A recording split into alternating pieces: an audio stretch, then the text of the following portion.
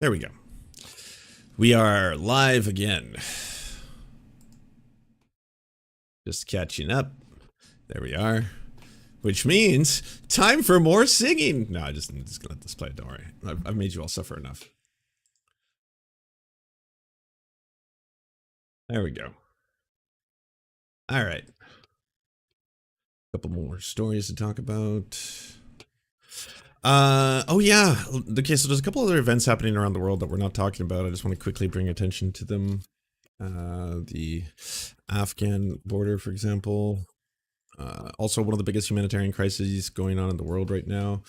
Today, I am Torkham at the Afghan border with Pakistan, where tens of thousands of Afghans have gathered, having been expelled from Pakistan. 2,000 families have crossed here in the past 24 hours. We're seeing perhaps the largest forced expulsion in the world since the 1950s.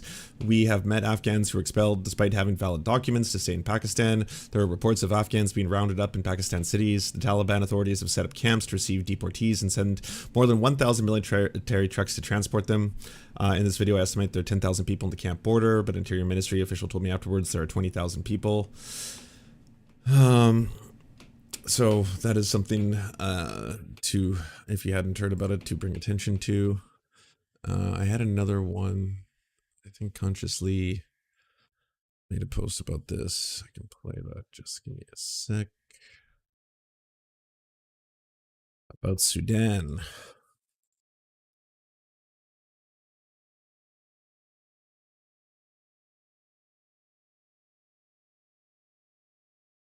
Deserve our attention and to be remembered. Today marks 192 days since Sudan has been in war. Not all my content makes it through on TikTok, so hopefully this one will. There isn't a lot of coverage on Sudan, unfortunately, as per usual when it comes to African countries. Thousands of people have died. The last number I read was 9,000 people, and millions, 5.6, almost 6 million people have been displaced, forced to move out of their homes. If you Google it, you can see there's an article in, say, like The Guardian that pops up right away that verifies those numbers. Resistance has been difficult due to daily bombings and a lot of the militia having taken over people's houses. But there is still some forms of resistance. The people of Sudan have created emergency response rooms, women's response rooms to meet people's needs, women's needs. There's been a lot of sexual violence, rape. The hospitals have been either bombed, shut down, and if open, they're only partially functioning. There's shortage of medicine, vital supplies, resources. The little coverage that's getting, it's mostly for the capital, for Khartoum, but other regions are also experiencing a lot of violence and killings. Darfur, which many of you will remember from 2003, when hundreds of thousands of people were killed and millions of people displaced. A lot of the violence is happening right now. It actually never really stopped. The conflict is also going on there and other regions of Sudan.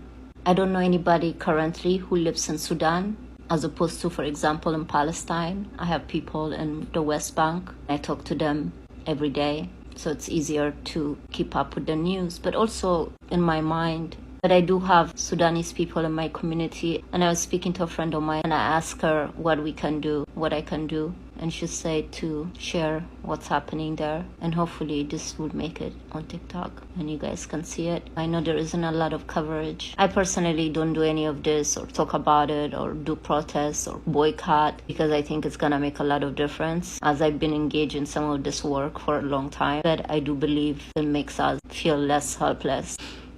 I don't know. All I know is that the people of Sudan deserve our attention and to be remembered. They are going through hell.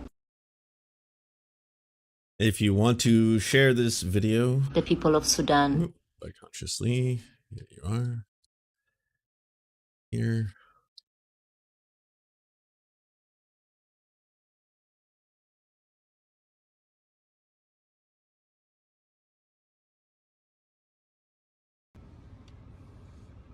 Big Wick, thank you for the tier 1 subscription to Blake989. Gave Blake 989 a tier 1 subscription.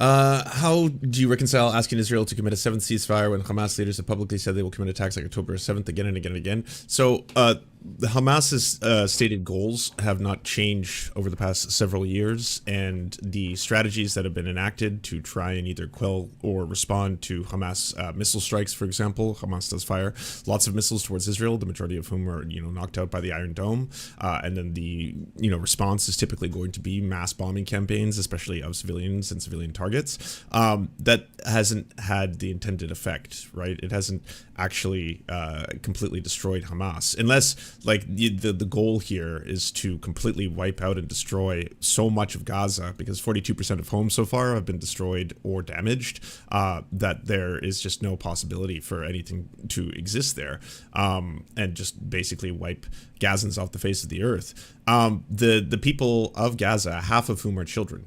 So half the population is kids, kids who did not vote for Hamas. Many of whom weren't even alive 17 years ago when Hamas came to power. Collective punishment is recognized internationally as a war crime by all, agencies that track this kind of stuff. That's what's happening here.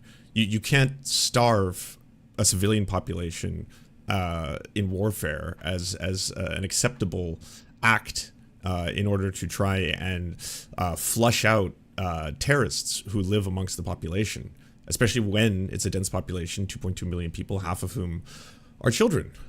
I just like there's absolutely no rationality for that whatsoever. And yeah, that's why absolutely ceasefire immediately.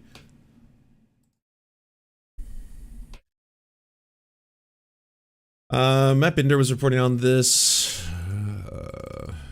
Binder reports. Guess we're still talking about AIPAC. AIPAC retweeted a post spreading the Pallywood conspiracy theory. This is an Alex Jones level conspiracy theory claiming Palestinians are crisis actors faking their deaths for videos. In Gaza, people come back to life. It's real. Hamas filmed the miracle. Official government account is once again spreading the Pallywood conspiracy theory, which claims Palestinians are crisis actors performing for videos and faking their own deaths. They've deleted it, but it already garnered more than 4.5 million views in that period. AIPAC showed the exact same crisis actors, Pallywood conspiracy theory. Binder explains in detail in The Last Leftist Mafia what Pallywood is, if you're curious. Now, speaking of conspiracy theories, I do want to quickly address this one because I've seen this one starting to gain a lot of traction on TikTok. This one is something that has truth. There is truth to it. But the way it's being reported on by a lot of the left right now is changing a couple key parts, which gives it very easy ground for people who want to criticize you to go after your statement and say that, oh, this is just yet another foolish leftist doing the Alex Jones thing. This is the executive director of UNICEF. She is married to Thomas E. Donnellan, chairman of BlackRock. BlackRock invests $36 billion in military weapons, which are currently being used to kill thousands of children in Gaza. He's not the chairman of BlackRock. He's the chairman of the BlackRock investment wing, which is a distinct difference worth noting, specifically because this sounds like he is the absolute controller and overseer of all things that BlackRock does, when the truth is that, yes, there is certainly something horrifying about someone who is directly married to someone who does oversee investment opportunities for BlackRock, of which many people can note they are heavily invested sometimes in the military industrial complex. So yes, that is less of a conspiracy theory and way more of a this is the fucking reality of the world. This is the horrifying reality of the world, is that, yeah, there's lots of US politicians who have stocks in the military industrial complex and who can directly profit from and just do direct war profiteering. It's still totally acceptable and allowed. There's politicians in Canada who do the exact same thing. How can you as a politician possibly want to recommend something that is making you infinitely richer? Would be the conflict of interest of the highest order that needs to be rooted out. And this one, yes, it is certainly, like, there's absolutely no evidence that the two of them at night have met and said, okay, so UNICEF is going to do everything it can, but not call for a ceasefire specifically because this can really make us richer. Yes, absolutely. No, there's not evidence of that, but there is 100%, something to be said about, yeah, that this is unfortunately a reality that a lot of people in top tier organizations, even organizations that we often hear are committed to humanity and stuff like that, they can be married to and live living with and having conversations on a regular basis for someone who happens to be the chairman of the investment firm of BlackRock. And, you know, I know I don't have to do it here, but a lot of people who aren't aware of how bad BlackRock truly is should look it up.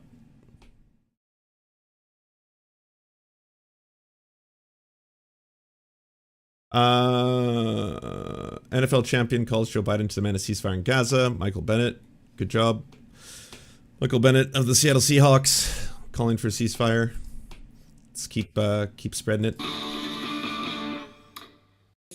across the world. Well, it sounds like it was recorded on TDFan.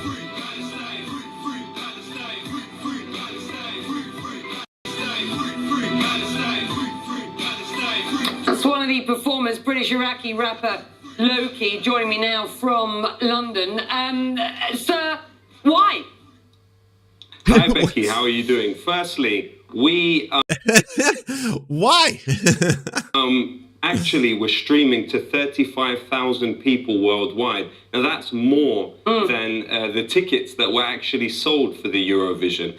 And in the words of the head of the Israeli broadcasting services, Israel has been the first country in 64-year history of the Eurovision that was not able to fund it itself. It relied on the broadcasting services to do it. We know that there was not a spike in tourism, and we know that also the Eurovision village itself was on the remains of a Menshia, a Palestinian village of Jaffa that was deleted from existence in the Nakba of 1948. So we saw that Israel is in a situation where it violates more UN resolutions and more international law than any other country, but yet seems sanction-proof. So for that reason, upon inspiration from the BDS campaign in South Africa, upon the advice of former US President Jimmy Carter, who defines Israel as an apartheid state, of Archbishop Desmond Tutu, Nobel Peace Prize winner, the boycott and divestment sanctions is a sound, non-violent form of resistance. Loki, your job was sort of done for you by Madonna, was it not, last night, and by the band representing Iceland. I mean, Eurovision say this isn't about politics, but it was last night. Well, we would have preferred that Madonna didn't cross the picket line. But in fact, the fact that she had to have a Palestinian flag on stage is a testament to the success of our campaign, and also is a testament to the fact... Oh my God, I haven't seen this. I haven't seen this. Oh, wow. Madonna. I'm changing the world, y'all. Campaign, and also is a testament to the fact that Israel cannot leave 12.5 million people worldwide, which is the Palestinian worldwide population, in a state of hauntology, in a state of constant anticipation for more just futures. Also, the fact that the Icelandic team felt the need to show the Palestinian flag as well. Again, we would have preferred they did not cross the picket line, and these aesthetic gestures are limited, but at the same time, I would say they bear testament to our success. Let's talk about the politics for the region. We are promised the details of a peace plan from the US President's son-in-law, Jared Kushner. We don't have the details as of yet. There are those who say this plan will simply maneuver out the Palestinians effectively, and that the many countries from the region that we are in an axis with the US and Israel are sort of forging ahead at whatever, leaving the Palestinians behind. What's your sense? Well, paragraph 6, article 49 of the Geneva Conventions outlaws the moving of citizens of an occupying power. I love how British rappers always look kind of sullen when they're interviewed. That's true. Yeah. Who's your favorite British rapper? Mine's probably Tricky, I would say. From inside that power to the state it occupies, Israel has built up across the peace process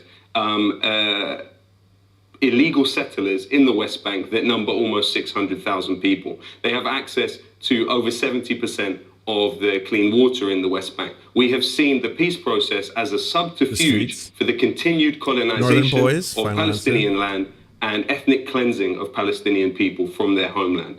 Ali G is my favorite British rapper. Hey, I mean, you gotta have one.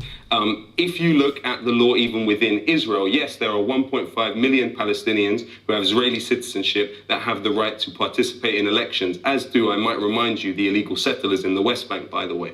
However, those people... Stop Jordan B. Peterson's music career? I don't know. I mean, if anyone's going to get mad eventually, if Jordan Peterson keeps on making music videos, it's probably going to be Tim Pool. He's like, hey, why are you getting in on my game? Those Palestinians within Israel, what they have is Israeli citizenship. They don't have nationality. Their nationality is defined as Arab. There is a Jewish nationality. There is a Russian nationality. There is a Syrian nationality. Legal rights group Adala have identified over 50 laws within Israel that enshrine inequality between Jews and Arabs. Now, Ehud Barak said it clearly. Israel can either be non-democratic or it can be, it's either racism or democracy. And that's a clear choice for us. It's not a difference between Jews and Palestinians. It's a difference between those that believe in the equality of all and those that believe in the supremacy of some. Low-key, thank you. Thank you very much. Your live streams, Haifa, Bethlehem, Dublin, as well as London last night, your view will be considered by some extremely controversial. They are your views. Good to have you on the show. I disagree. Thanks. Some, perhaps, but most, no. All right, XQC.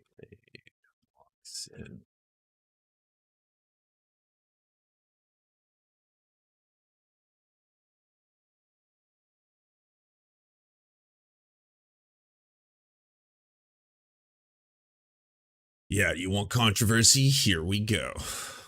I did want to see, people keep saying you gotta watch the episode where XQC gets his room, his maids clean his room while he's streaming, because he's got such a disgusting ass stream. Hold on. XQC garbage. Yeah. Here, hold on. Open. So this is like...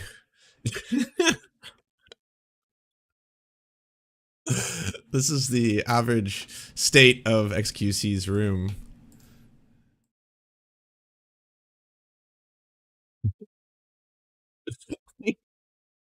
Why not? I gotta ask, why not just buy a garbage can? Just buy a garbage can. All you gotta do is buy a garbage can. You can have the same lifestyle, but you've just got like, I'm talking about a giant one, like a bin, you know, or maybe even a dumpster. Put a dumpster in your bedroom, okay, and then right after you finish things, you can just be like that right afterwards, you know. You get to play a little game. Your chat can watch it and decide whether or not they think it's a good idea to you know, check it out. But and this is not related to the story. I'm just kind of, you know, trying to explain some of the assholery, but I haven't actually seen the clip. I think XQC made swap in.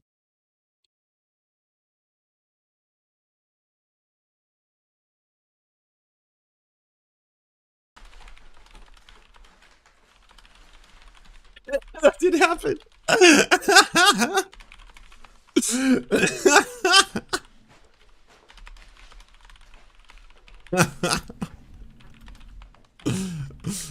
Wow.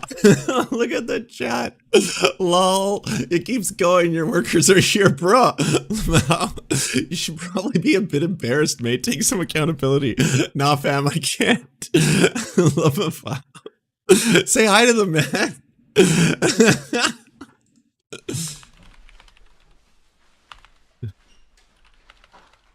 He can't even say anything. He doesn't want to talk. So he's typing it about. Oh my god, they looked at the screen! The mates looked at the screen! Oh no! Art while carrying a knife. Drop the knife! He read it! He read it! They're reading it, dude! It's on the screen now. Oh, well, yeah. Kind of shitty behavior by a shitty human. The reason I'm bringing up shitty behavior by a shitty human, if you didn't see it, it occurred yesterday. A lot of people didn't believe this was real, but it is. I think everything's still up, so if you want, you can go check it out. So someone posts, when I think about what scumfuck degenerate content parasites look like, I don't think I could possibly create more parody on the nose than this. XQC reacts to Israeli airstrike, hits Gaza tower after Hamas attack. Oh! So there's that. And then XQC responds with, huh? Can't hear you, because it's holding up all the monies. Holding up all the money to his ears. I mean, like, Piers Morgan did this the other day, where someone calls you out or does a meme or something like that, and then you become the meme itself, right? In real time. Where someone's like, yeah, kind of gross for you to be making, like, React content of your style, by the way. Because, like, yes, I'm also doing in some form or another React content. I also make original content. I produce videos that I upload to YouTube and documentaries and stuff like that. I do that as well. But there are times when I will respond and criticize other people's work, transform it, if you will, for the purposes of criticism. And there are definitely times when I think people have toed the line, myself included, where, yeah, maybe it is, you know, wrong to do a straight up reaction video. If you're doing videos on conflicts, war zones, or stuff like that, then you should definitely be not reacting to it, which I haven't done a reaction video, by the way. I've never sit there and just watched explosions and been like, whoa, whoa, whoa, that's crazy. It's like the movies. I'm more just like aghast, and I'm not, you know, making that into videos that I'm uploading to YouTube. The ones I'm uploading to YouTube are the interviews with people who are bringing light to a lot of the things that are going on, ideally to try and, you know, change people's brains or stuff like that. But yeah, there's a difference. And XQC has been called out so many times. There's an entire legal video about how what he's doing, and H3H3, Ethan Klein, we're calling him out as well, because, like, at the end of the day, his content, it's not transformative. What he does is he makes a video, and then he doesn't make a video. Someone else does a lot of work, tons of research, lots of time, does a documentary, makes a video, then he watches it. He does nothing in terms of fucking contributing anything to it, you know, Sniper Wolf style, and just sits there like, whoa, well, that's crazy, bro. That's so crazy. That's so fucking crazy, bro. Oh, that's fucking crazy, bro. You see that, bro? That's about it. And then it goes right from that into fucking, like, more of that person's documentary. He uploads that to YouTube and puts the same fucking thumbnail as the content creator and just adds his face going like in the corner of it. And yeah, just doing that over and over and over again, like, creators have spoken out. The very people whose content that he's thieving, re-uploading, have said, like, by the way, I'm not getting a bump from this. I'm not getting promotion from this. You're not linking to my work. You're not talking about me. You're not promoting the content. All I see is you getting rich, you know, off the back of that's shit that took me a very long time to do. And then obviously right here responding with, like, you know, I get paid. He kept going, by the way. He was posting through it. Your soul remains empty. Your bank account relates. Bro. I want to see if there's any updates. Noodle Vivo. Give me a second.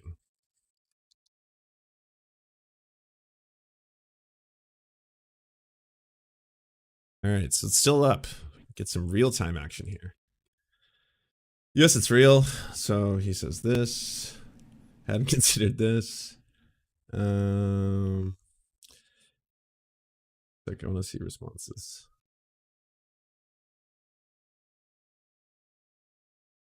Okay, so here's the thread. Your soul remains empty. Your bank account release. Your soul remains empty. Got 59,000 likes to 5.9 here. You're getting just ratioed. Keep gambling. 36,000 likes. Just ratioing. I did my part. Anything else? Do you not realize what people are calling you out for? It's like, hey, this is disgusting behavior. Yeah, here's me doing it. Yeah, that's gross. Like, epic, fucking bodied. Glad to see the divorce lawyers are well paid. Oh, there's no response. Oh, wow. Oh, wow. Oh, well, I guess that's the end of that encounter. But yeah, don't do this. Don't please. Dr. Gamble, thank you very much for the Prime. Appreciate you. Did you see Meat Canyon's video on XQC? No, I haven't. Raid, who raided me? Oh, Vosh. Hey, Vosh. And hey, Voshies. Welcome to the stream. We're just covering what a fucking scumbag XQC is, getting called out for doing his React Andy shit to fucking Gaza being bombed. And then, again, this dude is not in any way, shape, or form transformative. You can't say that the guy is transforming content and adding to it. He's just sitting there going like, whoa, whoa, fucking bombs, holy shit. You should watch the Meat Canyon video. Why not? I'm ready for it. And thank you very much. Can everyone return the favor? Do what you gotta do. Thank you very much. Oh, I don't know if he streams on Twitch anymore, does he? Hey, I'm simul streaming on YouTube now. It's been awesome. It's really bumped up all the numbers. You know, this week I've been like a 700 Andy. It's amazing. I'm finally joining the elite squad. And Meat Canyon. That's what we were doing. Behold, Meat Canyon. XQC. Meat Canyon's videos are always so haunting. Even like put together, you know, like what this is crazy, chat. You know, like it's crazy. You know, like it's kind of insane. You know, when they do this. Chat, you know? I mean, what? I'm not even looking at chat. Like this is insane. You know, like it's absolutely. What is that? My maids? Oh, by the way, I should avoid doing what XQC does right now and tell everybody, if you enjoyed this cartoon animation, you want to go check out his channel, please check out Meat Canyon. That's youtube.com/@MeatCanyon to see the original animator's work who made this.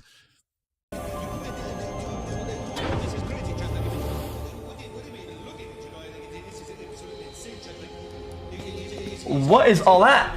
Why don't we just take some here and leave?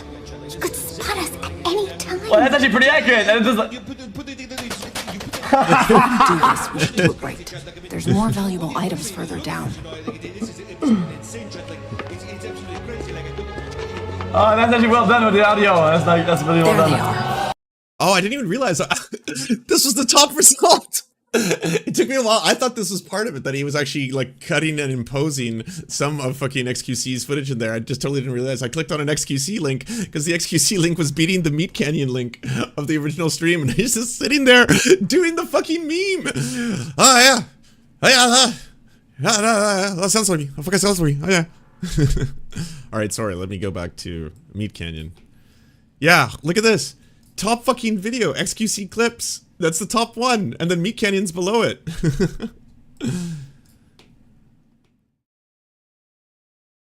Oh, there's YMS reacts to Meat Canyon's XQC video.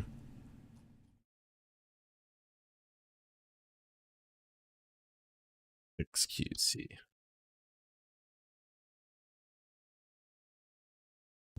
Chat, like you don't even have to even like put together, you know, like That's well, wild. this is crazy, chat. You know, like it's crazy. You know, like it's kind of insane. You know, when they do this, you know. I mean, what am I even looking at, chat? Like this is insane. You know, like it's absolutely wild. This is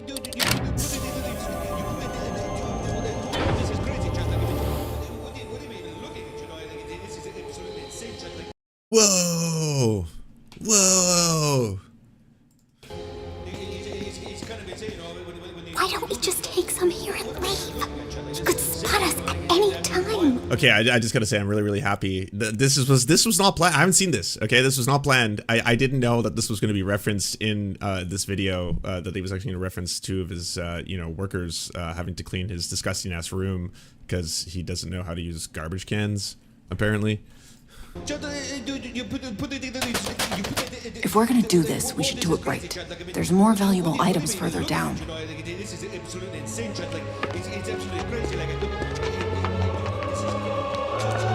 There they are. I don't think we should be doing this. What? Don't be a fool. One of these could pay for your family's future, and their family's future for generations to come. He won't even notice it being gone. Look how much he already has.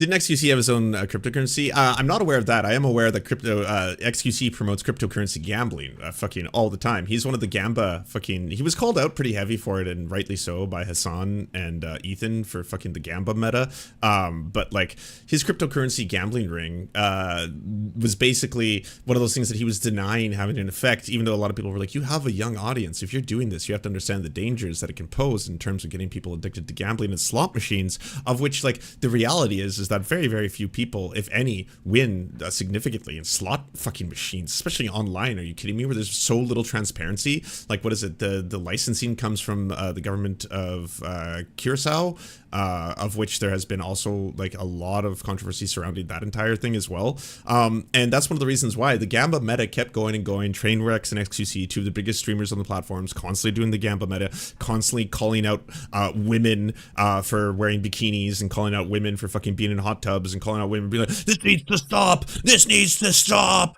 And then it's like, by the way, everybody, we're gonna be doing fucking juicing tonight. Oh, we're gonna get that juice, baby. We're gonna be doing fucking like 24 hours straight of like fucking cryptocurrency gambling streamings. And like Trainwrecks eventually revealed, we don't know XQC's numbers, but Trainwrecks revealed that apparently he was making he had made $300 million so far off of you know, that website's sponsorships and like there's an ROI on that. They're making money. They're making a fuck ton of money through the conversion rate of their fans then going over to there because of that parasocial relationship. You watch someone gambling, they win a whole bunch of money, and then you feel like you too are winning at the same time because you're just, it's like watching someone else play video games kind of thing. You're like, oh fuck yes, and he, you know, bets huge. Like no one else is gonna be betting fucking, you know, $10,000 on a fucking hand of slots. Like, are you fucking kidding me? And then when they win like $1 million, that shit goes viral, and it's like, wow, I just won $1 million. Not even revealing that like sometimes they're given you know, a certain amount to be able to gamble with, and they are paid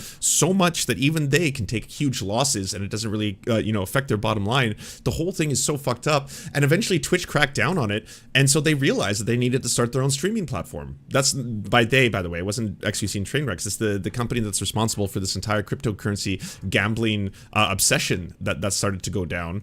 Stake.com, that's it, stake.com, and they're making so much fucking money from this that they started their own Twitch alternative. And I'm totally for alternatives to Twitch, alternatives to YouTube, alternatives to big tech streaming platform dominance and monopolization. I am for that, but everyone has to be incredibly transparent when it comes to Kick, because if you look at the sideline on Kick, they've changed this subsequently, but for the most part, they always have at least 2 cryptocurrency gambling streams promoted, either on the sidebar or on the front page consistently, and they've said that their mission is to be able to get more people to try out cryptocurrency gambling, who are 18 plus, of course, right? You know your limit, play within it, be safe and all that kind of stuff.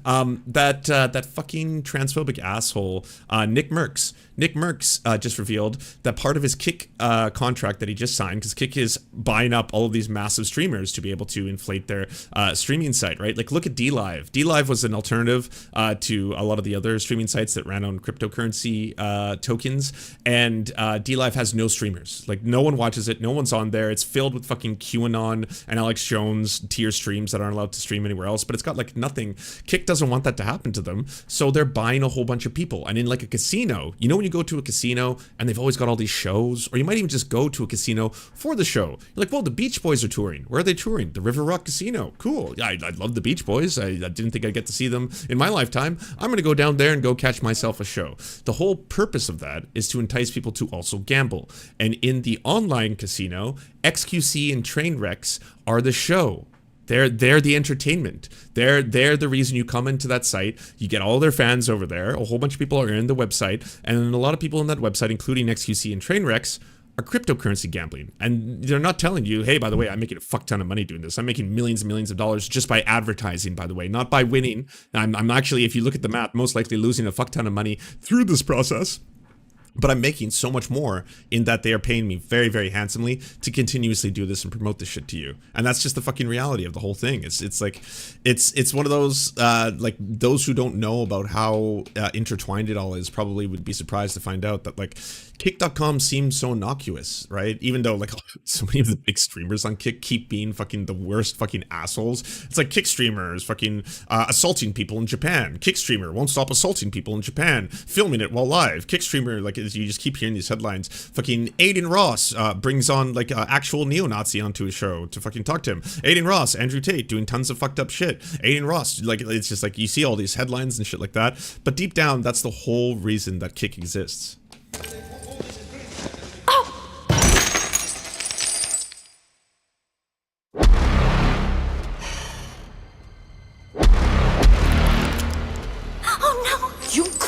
Idiot! Grab the treasure and let's get out of here!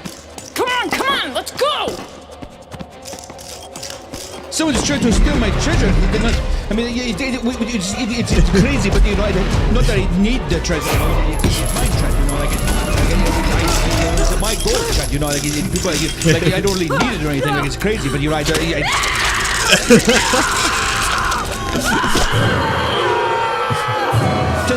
I got reviews, chat. Like I need them for YouTube vlogs, chat. You know, because people who miss the streams, like you know what I mean, chat. Like it's crazy, chat. Like I have views now. You know, it's one of these things where it's mine now, chat. Like not that I really need them, chat, but I do that, chat. You know, like it is what it is. I mean, this is so topical now, considering like just what happened yesterday, the call out, the ratioing, the whole him trying to respond to the call out by being like, hey, I can't hear you with all the money in my ears.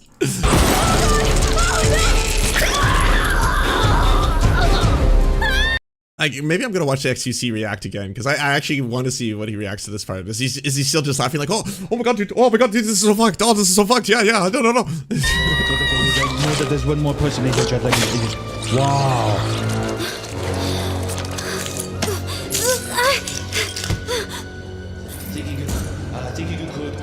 You could come into my treasure vault and get away with yeah, I'm sure he finds it funny.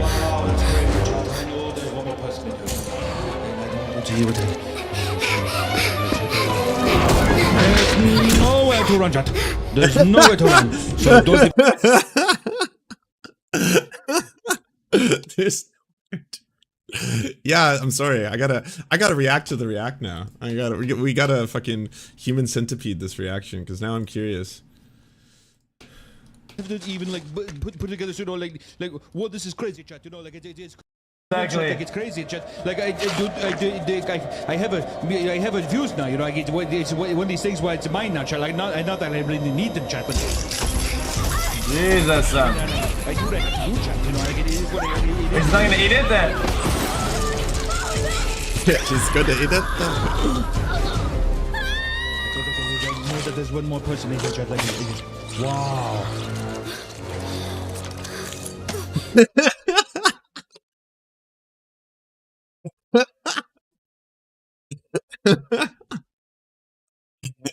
But I would never do that.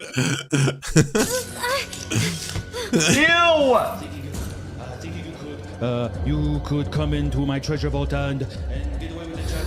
And No, he's back to finding it hilarious. There's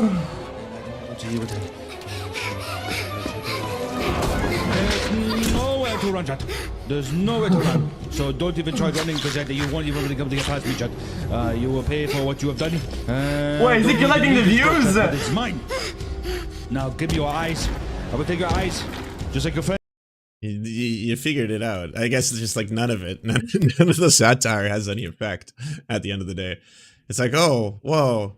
Yeah, are they implying that I was just hoarding tons of wealth and making other people clean up my garbage because I can't do that myself? And then if they just wanted a small taste of it, I literally steal their eyes and then doing that. Friends, I would take your friend's eyes. I would take your eyes again. I will do it again, chat. You will join them soon. What does it sound like? Be here forever to stay with me, and I. Satire goes whoosh. Oh, I know. Look at Piers Morgan. Like, have you seen that segment where like I tried to upload a video of it where he on his second interview with Bassem Youssef. Bassem Youssef does just such a beautiful thing where he tries to humanize Palestinians by bringing him some incredible, which I'm sure just tasted like, you know, the nectar of the gods, olive oil. And then all of a sudden he's like, this is some olive oil from the West Bank. Yeah, grown directly in the West Bank. And then at first you can see Pierce is a little awkward about it. He's like, oh yeah. So you want me to eat that? Yeah, well, we will, just not yet. And then at the very end, the tail end, the last couple minutes of the interview, he's like, all right, well, I'm famished. I've built up a hunger. Let's do this, right? And then he's showing him how to dip it, how to mix it, what it's called, eating it, right? And then right away, he's like, yes, this olive oil was grown in the West Bank, where, by the way, the Israeli forces have dug up at least 600,000 olive trees. And then you see Pierce like, well, that's delicious. I know. I know. This is crazy. No, I haven't. If I could just find the views chat, then maybe I could find it. Where to go, chat? Wow, chat. Wow, chat. All the views, all the money. Wow, chat. This is.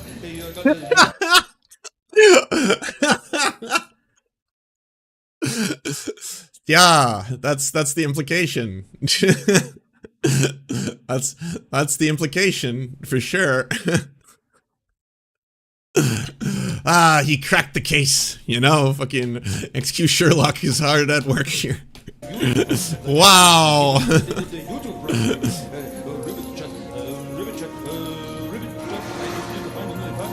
Jesus. Look at all the views and all the money though, there's so much of it. Anyway, chat, that was the video from weekend chat. All the views, all the money.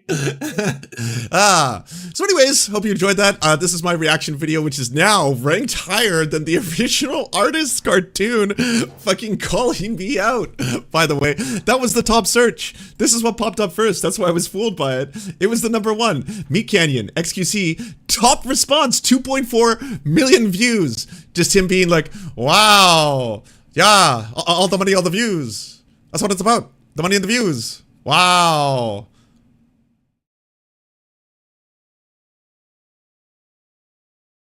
Can't remember who recommended that to me, but thank you. That was a great way to close out that segment, you know? Just awesome animation. Hey, would be a good time to remind everybody you can go support the original artist, Meat Canyon. Here's the link if you haven't already checked out Meat Canyon's work. Just gonna copy and paste it here. And a lot of work. I mean, Meat Canyon, the quality of the animations is pretty stellar. And while I don't agree, obviously, with all of Meat Canyon's politics, he does do some pretty good call-outs from time to time. And his animation is absolutely sensational. It made Kotaku, internet drink scumfuck.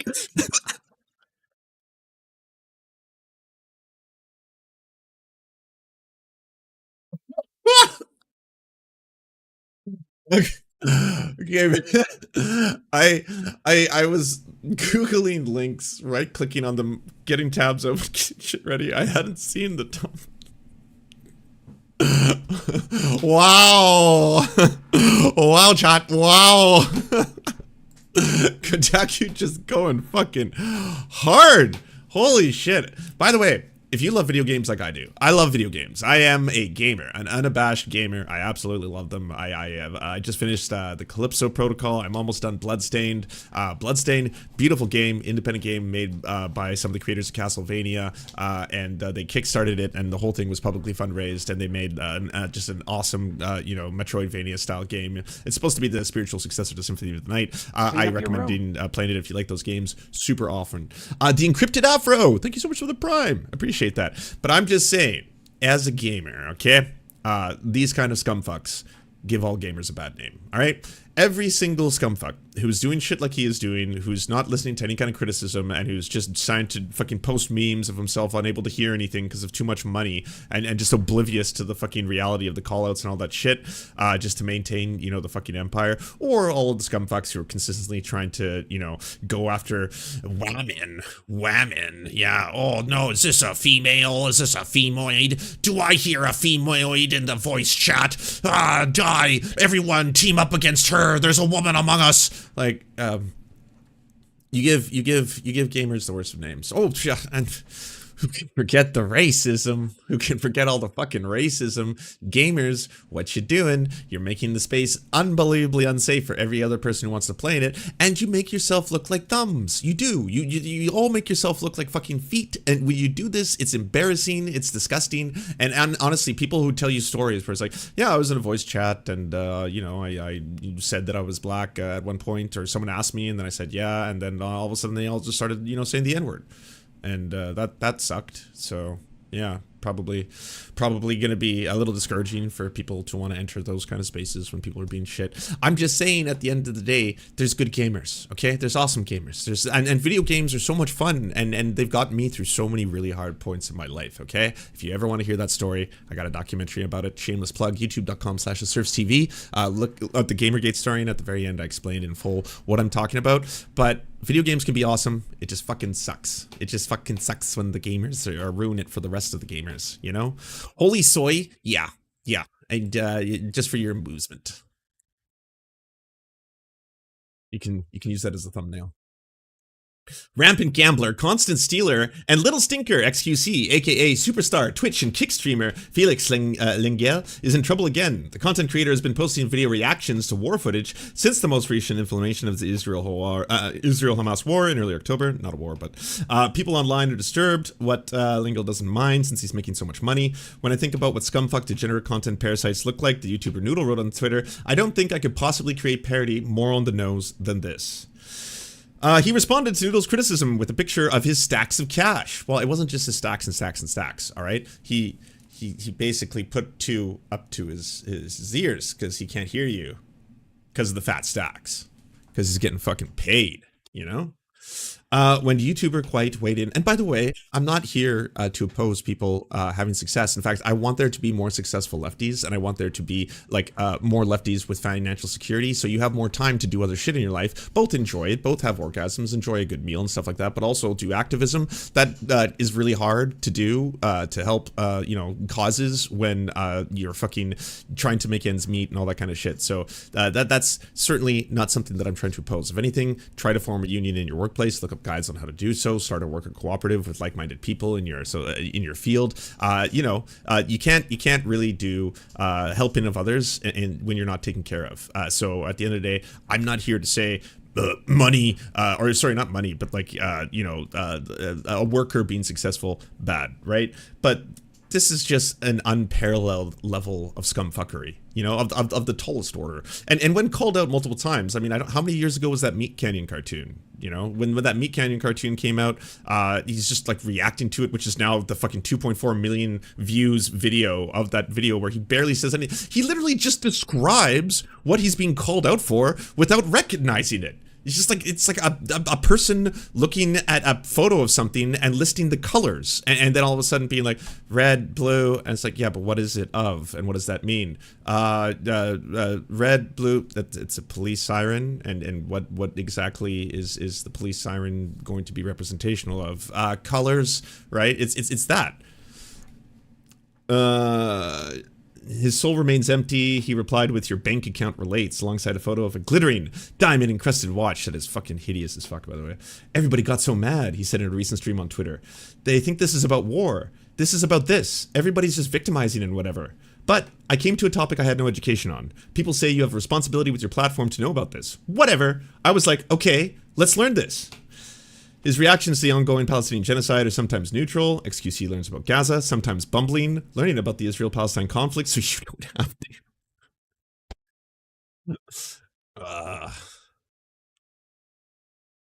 And always absurd in the context of his other streams and videos.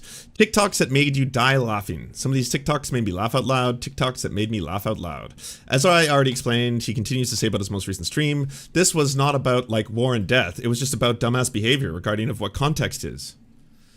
You're looking at footage of mass death. So if you're watching footage of mass death, you don't get to play the whole like, this is apolitical. I'm just trying to react to the explosion, the smoke.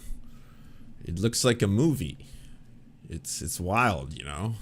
And then I want to make context about context, because that's more important than what you're witnessing, I guess, on the screen. That sums it up. We don't need to siphon malformed geopolitical opinions from XQC, a 27-year-old. He's 27 years old. Overwatch player with a bedroom full of, as he said once, crusted up liquid. What? Just cum? You're just surrounded by cum? Fucking clean the towels, you weirdo. What the fuck? Oh yeah, just fucking so much cum everywhere. Although his massive online following bleakly makes him one of the most influential people in the world, we should reevaluate. We're probably better than this. I mean, I'm sorry to say we're not. We're not.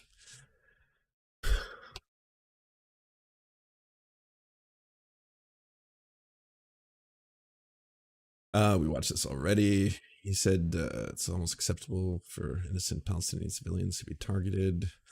Police are attempting to arrest Jewish people in prayer. Let us pray! Let us pray! Let us pray! Let us pray!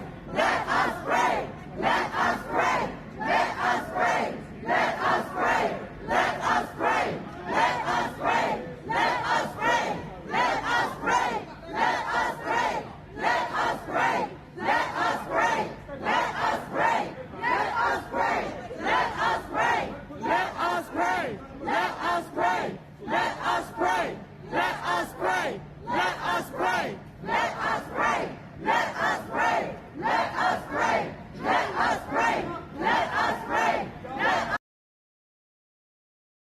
again, shout out to all of the, you know, fucking tens of thousands, if not hundreds of thousands of Jewish people globally who have been protesting and having, doing so while being called all kinds of names from all corners of the world. They have to deal with the real world fucking anti-Semitism of fucking, you know, all these Christian fascists, alt-righters, far-righters, fucking extremists, and fucking groypers. They have to deal with that on a constant basis. And now they also have to deal with the alienation. A lot of them have talked about how difficult this is with family members. I can't possibly imagine. It's incredibly brave what so many of them are doing right now. This is hard footage to watch. I don't show a lot of the footage, obviously, of all the bodies and deaths, not just because for TOS, but I know a lot of people at home don't want to watch it. But this is at least good news that a baby was found alive after the refugee camp bombing. A baby. They found a baby.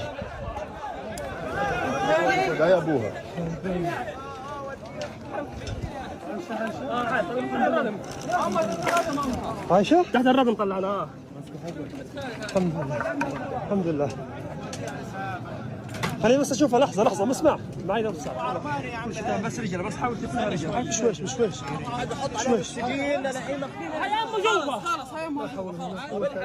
تحت الردم طلعناها. A baby.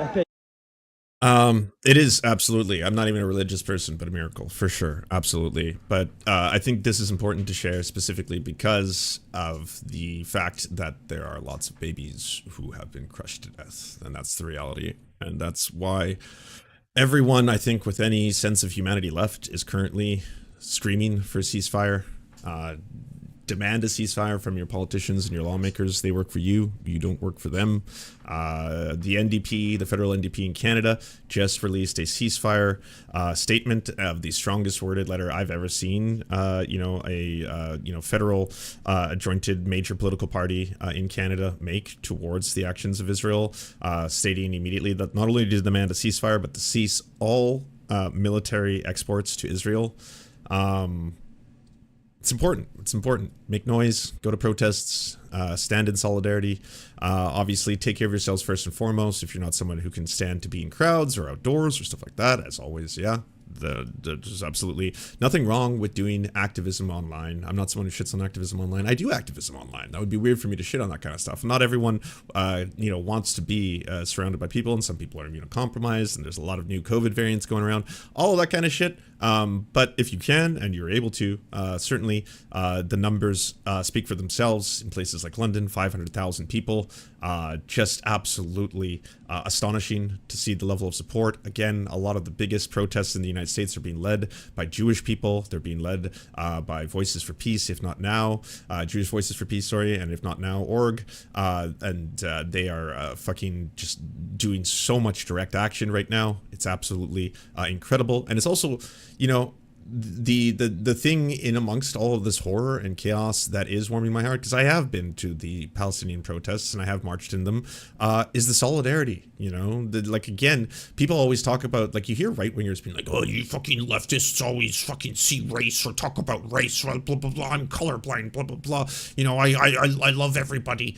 And it's like, well, yeah, you love them so much that you're willing to ignore if they experience racial prejudice. But that notwithstanding, if you want to see the kumbaya, people holding hands, everyone in solidarity, actually standing up for causes and stuff like that, that's absolutely what these protests have been. That they have been multiracial, multi-religious, everything from atheists, agnostics, to Jewish people, to Muslim people, to Christians, to Buddhists, to Sikh, to Hindus, all chanting in unison, marching in unison, holding up signs. And yes, there are lots of signs, at least I saw them in Vancouver, of queers for Palestine.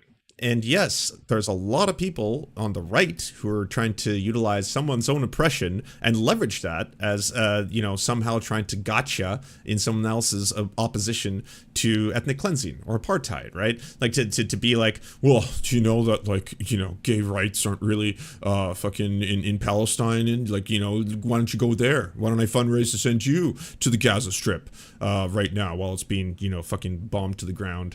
And it's like, your support for one civil rights movement, or your support for one political cause, or your support for the liberation of one group is not with fucking terms and conditions, you know? And it is for some people, clearly. It is for a lot of people now who are like, I marched in Black Lives Matter, and yet you won't march for me. Ah, well, I rescind. Like, okay, didn't know there was an asterisk at the end of your support for civil rights, but clearly there is. Civil rights with terms and conditions, right?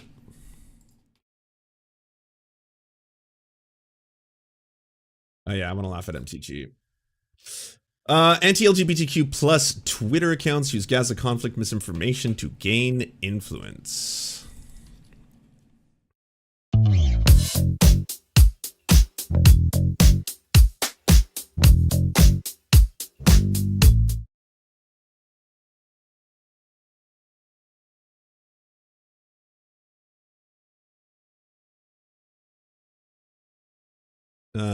Let's say exploiting.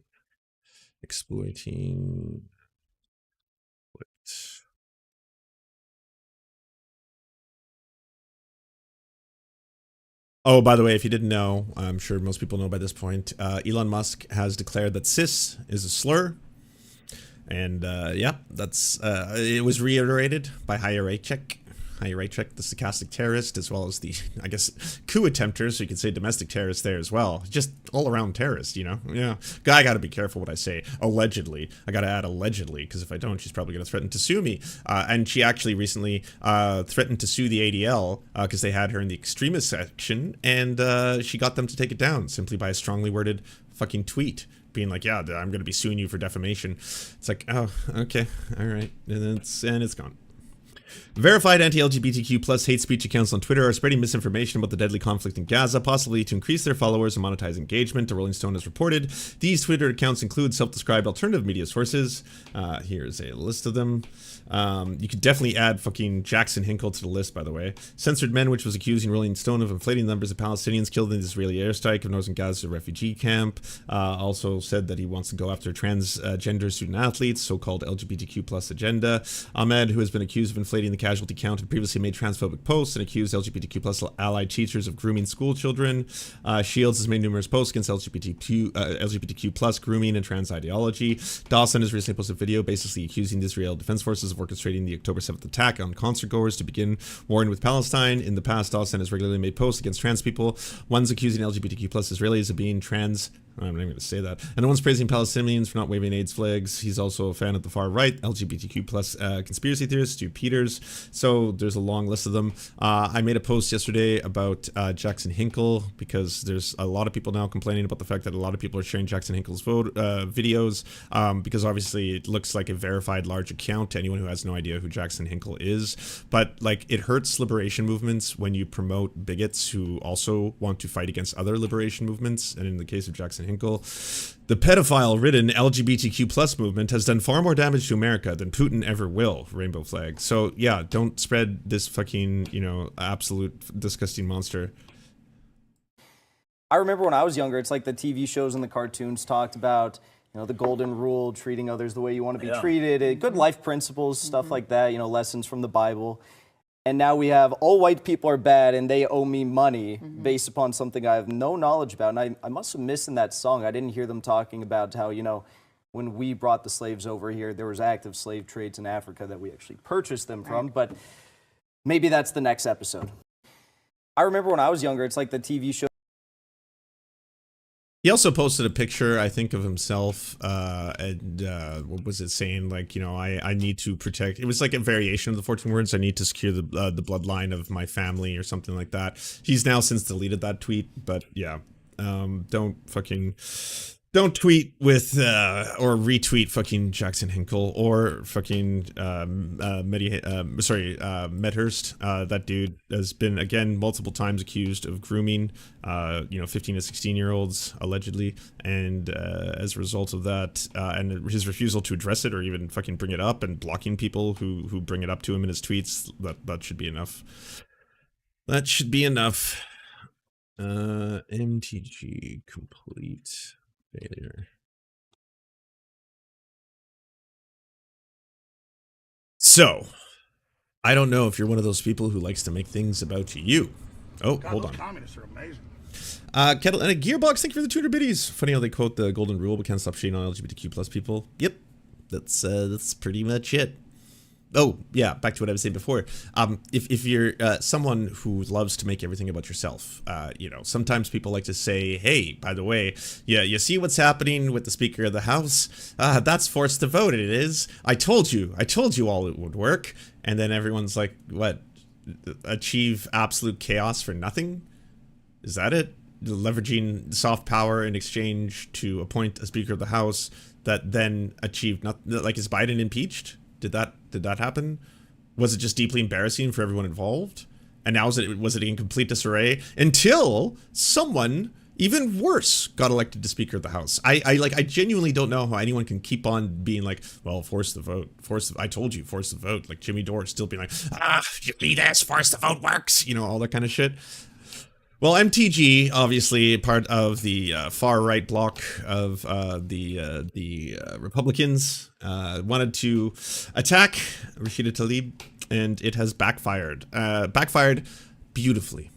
Because again, as people were telling everyone, if you were to do a force the vote for nothing, a ceremonial vote for, say, Medicare for all, not actually getting Medicare for all, just do a ceremonial vote, that would be DOA, you in turn would most likely be ostracized by a lot of the political apparatus, and they would, you know, want to mock you and have nothing to do with you. That would be the exchange for the ceremonial vote kind of thing. And in this case, MTG got fucking downvoted by a bunch of Republicans. At the close of last week, Marjorie Taylor Greene had the nerve to move to censure fellow Congresswoman Rashida Tlaib on the most audacious grounds. In May 2019, Rashida Tlaib said that she celebrated the Holocaust and felt a calming feeling when thinking about the genocide of millions of Jews. The responses to Greene's little stunt came in hot over the weekend. That's right. It's Marjorie Taylor Greene. And it gets worse, because when you read Greene's resolution, you realize it is A, written by someone who seems to have learned about the Arab-Israeli conflict maybe 10 minutes before, who maybe didn't even have access to Wikipedia. Welcome into TYT Overruled. I am your host, Adrienne Lawrence. In September 2022, Rashida Tlaib, as a member of the Congressional Progressive Caucus, displayed her disdain for Israel, saying, "You cannot claim to hold progressive values, yet back Israel's apartheid government." On Thursday, Georgia Representative Marjorie Taylor Greene made wildly skewed accusations against Representative Rashida Tlaib, the only member of Congress of Palestinian descent. Tlaib also happens to be one of the few members of Congress who oppose financial support for Israel, particularly since October 8th, when the country declared war on Hamas following the group's attack on Israel. Apparently, Greene is convinced that Tlaib failed in her duties and should have done more. Instead of denouncing the horrors of Hamas, slaughtering Israelis, and demanding the release of all hostages held. By the way, the soapboxes are so wild coming from this fucking anti-Semitic piece of shit. Like, this is the face of racism. This is the face of, like, Jewish hatred right here. Someone who spreads fucking conspiracy theories. Someone who says that, like, Jewish space lasers are starting the California wildfires. Someone who says statues of Hitler can teach us our history. Someone who had to learn the Holocaust was bad by fucking going to a Holocaust museum. Oh, yeah, oops, I was wrong. Whoopsie. By Hamas. Rashida Tlaib stated on October 8th, 2023, "The path to the future must include lifting the blockade, ending the occupation, and dismantling the apartheid system that creates the suffocating, dehumanizing conditions that can lead to resistance." Hey, if you're in the Serfs TV chat, by the way, we have a new emote. We've added the GIF of, you know, Tim Pool going, whoopsie. It can be activated by just typing in, whoopsie. Despite her involvement in the January 6th attack on the U.S. Capitol, while introducing her resolution, Greene really showcased some profound delusion as to what an insurrection is. By leading an anti-American and anti-Semitic insurrection on October 18th, 2023, Rashida Tlaib followed Hezbollah's orders to carry out a day of unprecedented anger. What was this purported insurrection? Well, it was the Jews' Voices for Peace protest. Interestingly enough, Green officially requested Capitol Police to investigate, arrest, and prosecute members of that group for being anti-Semitic. In response to this resolution, Jake Tapper of CNN took Miss Green to task. Because when you read Green's resolution, you realize it is A, written by someone who seems to have learned about the Arab-Israeli conflict maybe 10 minutes before, who maybe didn't even have access to Wikipedia. And B, while there are plenty of valid criticisms of Congresswoman Tlaib, this resolution twists a bunch of things that she said beyond recognition. And C, the resolution seems much more focused on January 6th than it does on October 7th. Tapper wasn't the only one disgusted with Green's resolution. Her colleagues were too. Representative Becca Balint of Vermont clapped right on back with a resolution to censure Green, reading aloud the gentlewoman from Georgia's very long list of offensive incidents. Anyways, if you haven't heard already, she failed horrifyingly. I think she's taken to the Twitters. Because a whole bunch of Republicans voted against her. That's how much she's hated. You voted to kick me out of the Freedom Caucus, but keep CNN wannabe Ken Buck and vaping groping Lauren Boebert. Let them fight. Amazing. And you voted with the Democrats to protect a terrorist Tlaib. You hate Trump, certified Biden's election, and you could care less about the January 6th defendants being persecuted. Yeah, she's a J6er. Yeah. Didn't have the courage to actually participate, but certainly was instrumental in drumming up a large amount of people to be really angry. Quite 185. Thanks for giving a tier 1 sub to Port Sides. Appreciate you.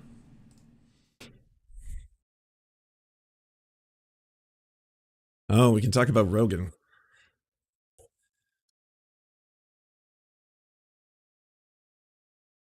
This one has Elon Musk, Tim Pool, the whole gang's here. I did want to quickly say that this is something that Rogan said. Don't worry, Rogan explained. I got my blood work done, and the doctor says, you have arsenic in your blood. Rogan continued. I go, is someone poisoning me? He said, it's very low levels. The doctor asked about Rogan's fish consumption, which revealed the problem. Rogan asked the doctor, yeah, I eat like 3 cans of sardines a night. A shocked Musk retorted, that's a lot of sardines, man. I love sardines, Rogan said passionately. I love them, I really do. I've always loved sardines. So, yeah, I don't know if this is real.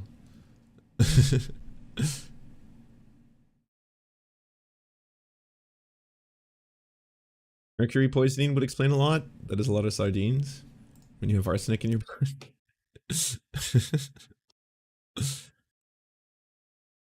Appearing on the Joe Rogan podcast yesterday, Elon Musk gave us a succinct answer as to why it is he bought Twitter. The woke mind virus is destroying civilization. And he breaks it down. And his goddamn bank account. He's erased like, what, $25 billion of value in a year or 2 years? Rather simply, look at San Francisco and the horrors. Human waste all over the streets, crime running rampant.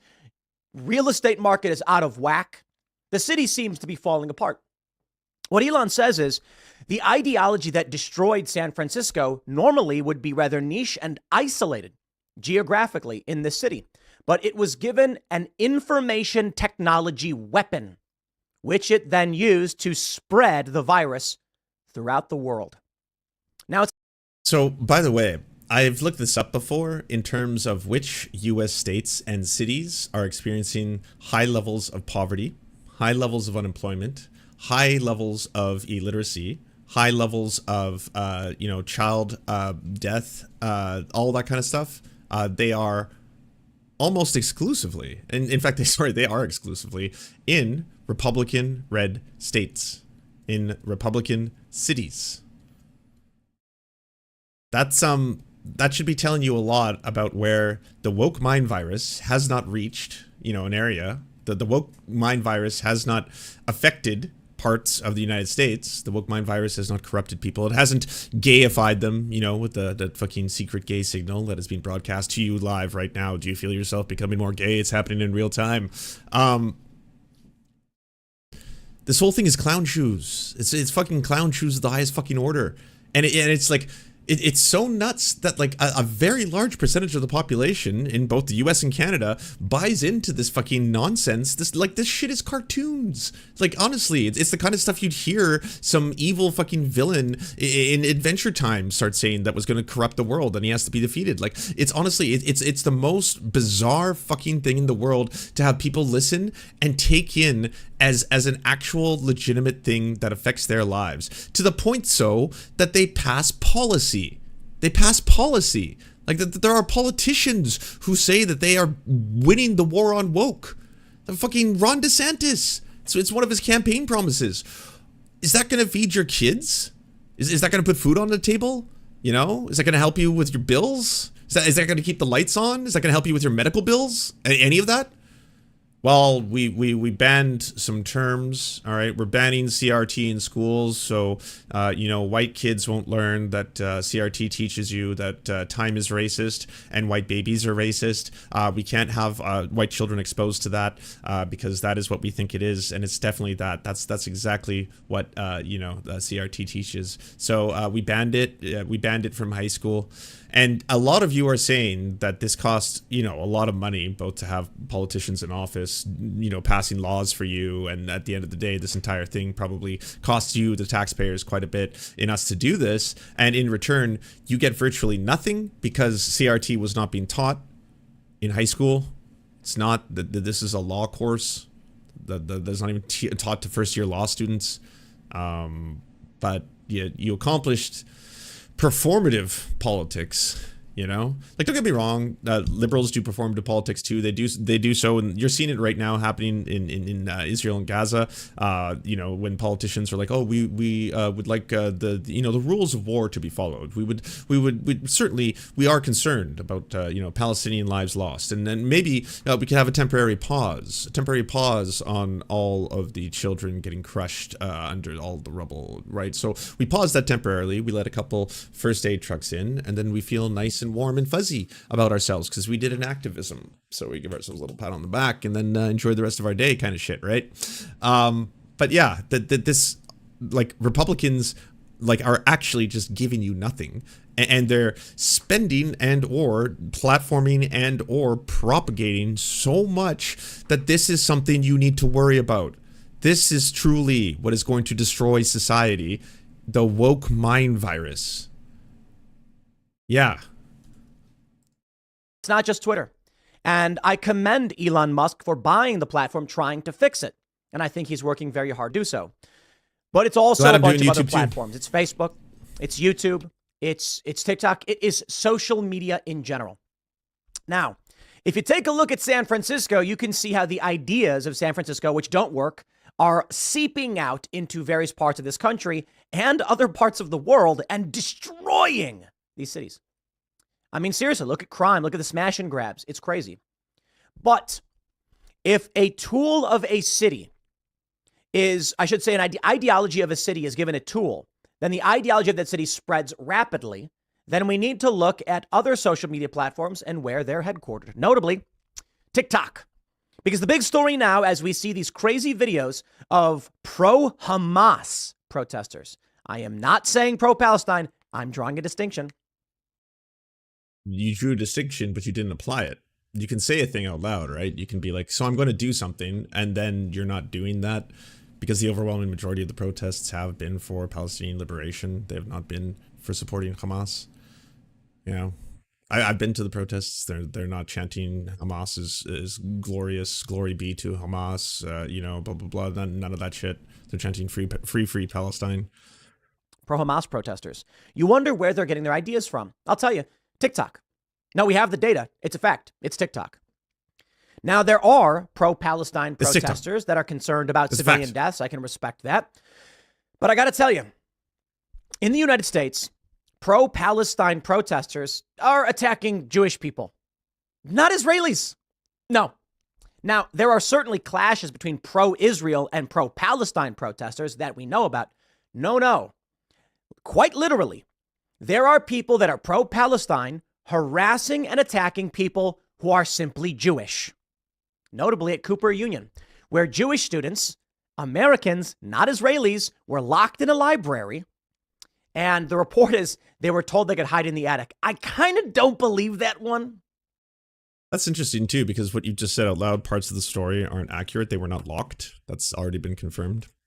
And by the way, yes, I absolutely condemn if there's anybody who's specifically going after Jewish people for being Jewish. That's, yeah, deeply, deeply racist and horrifying. And those are fucking full-on bigots. You might want to look towards your own here, Tim, because, you know, when we turn on a whole bunch of stuff to watch, we cover a lot of fucking media in this, there's a plethora of anti-Semitism that spews like fucking bile from all of the people that you have on your show on a regular basis, on a rotating basis. Because I'm not sure Cooper Union has an attic that is easily accessible in this way, but you get the point of the propaganda. Now, perhaps they were told they could hide in the attic. I don't know. It seems a little on the nose, if you ask me. They were already locked in a library as far leftists were screaming and banging on the door, free, free Palestine. And the question I'd ask all of you, and look, I get it. There's concerns. As of 2022, the U.S. states with the highest rates of poverty, low access to healthcare, stuff like that. Number 1, Louisiana. Number 2, Mississippi. Number 3, New Mexico. Number 4, West Virginia. Number 5, Kentucky. Number 6, Arkansas. Number 7, Alabama. Number 8, Oklahoma. Number 9, South Carolina. Number 10, Texas. States where I would argue the woke mind virus has not reached them yet. Yeah, they haven't been reached by that. So it seems like something else is going on.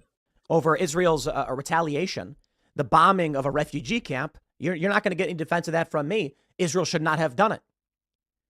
But now we're seeing this conflict become a component, or probably always was, in the culture war, which is leading, I think, a great example. We don't measure the success of a state system about healthcare. No, I don't. But like, there are certain things that you would probably want to see very high levels of, right? Access to healthcare, access to affordable healthcare, because that can also directly impact things like child mortality, for example.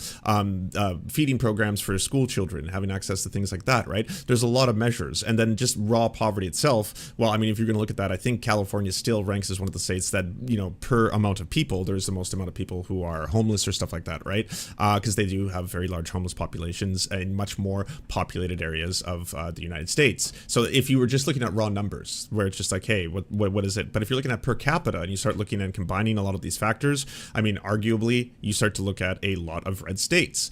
Those red states are also heavily dependent sometimes on federal funding programs as well. And it's that the woke mind virus is not reaching, because this is what they're talking about. They're spreading this idea that it's destroying civilization. The outcome is very clear if you walk on the streets of downtown San Francisco. They're referencing homeless people, homelessness, that somehow is because racism bad, and saying racism bad, it is the woke mind virus infecting you, and it's cancel culture, and comedians want to be able to say the N-word again and all this kind of stuff. So why can't we do that anymore, right? Texas got voted the worst state to live and work. Oh my. Texas tops the list of worst places to live and work in America. Texas has received the #1 spot of a not-so-pleasant list, the top 10 worst places in America to live and work in 2023, while Texas landed the same number on 6 of CNBC's yearly top states for business study. The state scores significantly low in one category, life, health, and inclusion. Factors in this category include crime rates, environmental quality, healthcare, quality and availability of childcare, inclusiveness in state laws and reproductive rights, protections against discrimination, and voting rights. Texas received 53 out of 350 points for its 2023 life, health, and inclusion score, giving it an F in the top state grade for the lowest nationwide, securing its #1 spot on the list. Texas's low rankings in its life, health, and inclusion scores attributed to a lack of inclusiveness, according to CNBC. Well, this is the woke mind virus. It's already been infecting here. Oh no, this is no woke mind virus. Oh wait, that's right. Considering factors such as laws targeting the LGBTQ+ population, voting rights, and strict abortion bans implemented statewide. Another weakness identified in the study as worker protections. Another reason behind the ranking is the state's current healthcare infrastructure, with the nation's highest percentage of people without health insurance and the second lowest number of primary care physicians per capita, according to CNBC. Texas also ranks 13th in the nation for having high violent crime ranks. And then here they are once again. Florida? But I thought Ron DeSantis destroyed wokeness. Thought Ron DeSantis got rid of the woke mind virus once and for all. Of what Elon Musk is talking about. And this could be an escalation into greater regional conflict, civil conflict in the United States, and hopefully not, but slim chance World War III. Everybody, World War III is like a buzz phrase or whatever, but with the escalations we're seeing in Israel, U.S. boots on the ground, we should consider the possibility of why we do not want to expand war. I guess, yeah, war bad. Good job. you're hitting the bare minimum there. Also, if it's not a civil war is coming, it's World War III is coming. One of the two. Both, I think, in part due to the prepper buckets that he wants to sell you, but also because that's just always been his thing. That's kind of it. It's both. He wears a beanie and he talks about how the U.S. is about to experience a civil war. And don't get me wrong. I mean, there are people who are much more astute when it comes to observing this kind of stuff, who have seen that there are a lot of warning signs. And even the Canadian equivalent of the CIA, it's called CEASEFIRE here, has issued warnings of potential, escalations of violence between multiple groups in the United States, and how that could pose a threat or an imminent threat to Canada. So it's not as if other people aren't observing it, but it's one of those things where if you say it forever, right, and whenever something happens, and you say a lot of things, by the way, Alex Jones is notorious for this. He just like vomits on a dartboard, and then whatever like food specs turn out to be true, he then picks those out and then eats them, and then that's the ones that everyone is going to they regurgitate those. Obviously, those when you hear those memes, Alex Jones is right, or Alex Jones was right. Sure, he speaks on the internet for a living. You could do the same thing with me. If I speak for 3 hours, in that course of 3 hours, there could be a prediction that comes true, and then I'll pat myself in the back. I'll have confirmation bias. I'll be like, hell yeah. But I'm not here saying that like I'm a fucking Nostradamus. I joke about that. It's a meme. But like, it's more that there's a lot of fucking recognizable patterns amongst a lot of these people, especially people who fucking do this for a living. Let me first show you what Elon Musk said. And then I want to show you some examples of the far left cult and how they operate. Okay. We've got a video of a dude interviewing a pro-Palestinian activist, and the far left cultists come over and say, no interviews, no interviews. I love how they say that Donald Trump supporters are in a cult when Trump gets booed by his own rallies when he talks about the vaccine. And if you walk up to any Trump supporter and say, let's talk, they'll say, fine. Whereas on the left, That's not true. Watch any of the fucking people who do on the street style skits like Walter Masterson and stuff. There's fuck tons of people who are like, get him out of here. Get him out of here. Yeah, get out of here. No, he's an enemy. He's pretending to be one of us. Get him the fuck out of here. They are terrified to criticize the establishment of, I should say, the established powers of the leftists, not the corporate establishment, neocon, neolib. And they don't give interviews. Nope, it's got to go through their hierarchy. That's right. Here's a story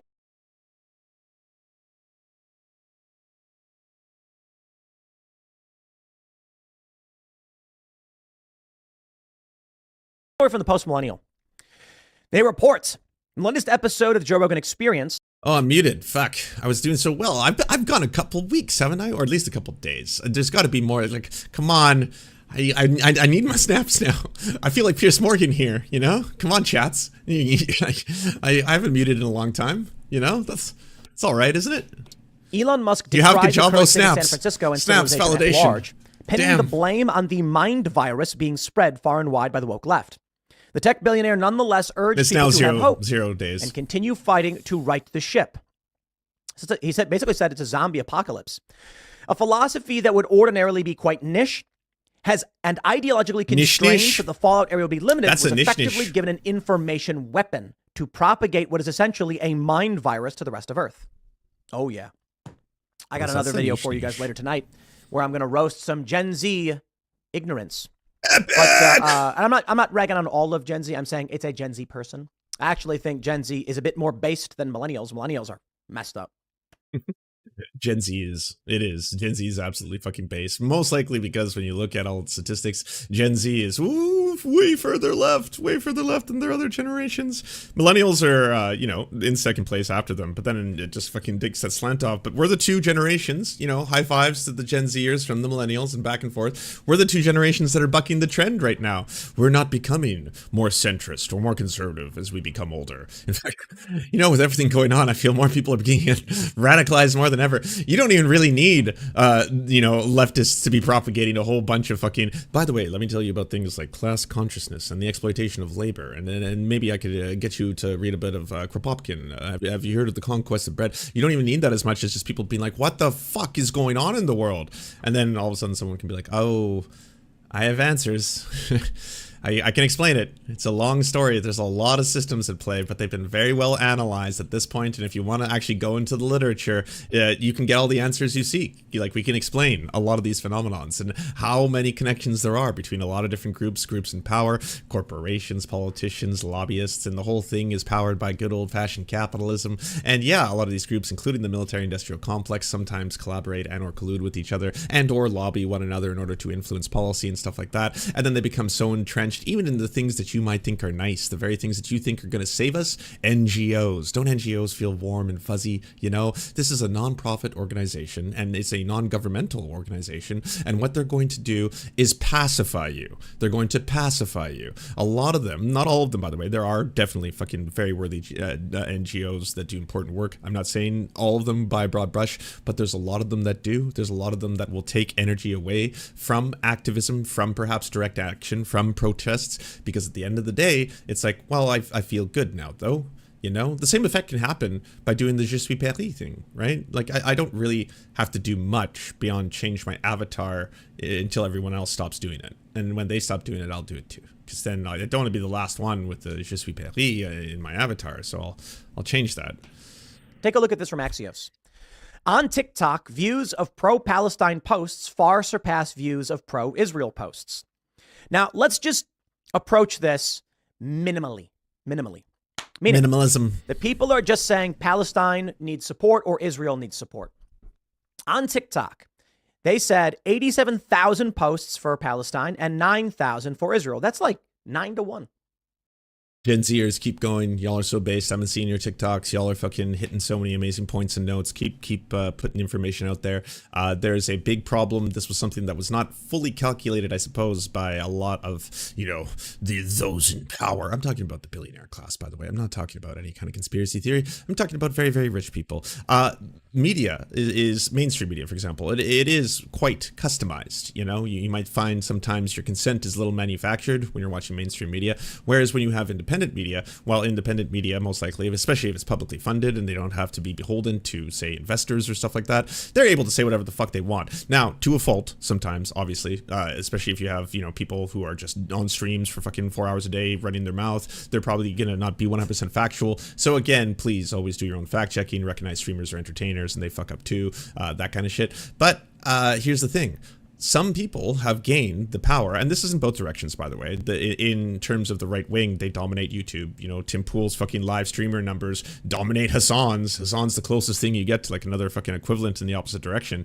But either way, there's a lot of independent media that has grown, and that independent media through social media has massive reaches in some cases, huge reach, and that huge reach, by the way, that's really important. Like, look what you see. I can't take you seriously, the Serfs TV. I'm trying to be astute here. All right, I'm trying to make an important point, and y'all, it does look festive though. It does look like a celebration of dicks, which is absolutely sensational, by the way. Everyone should enjoy it.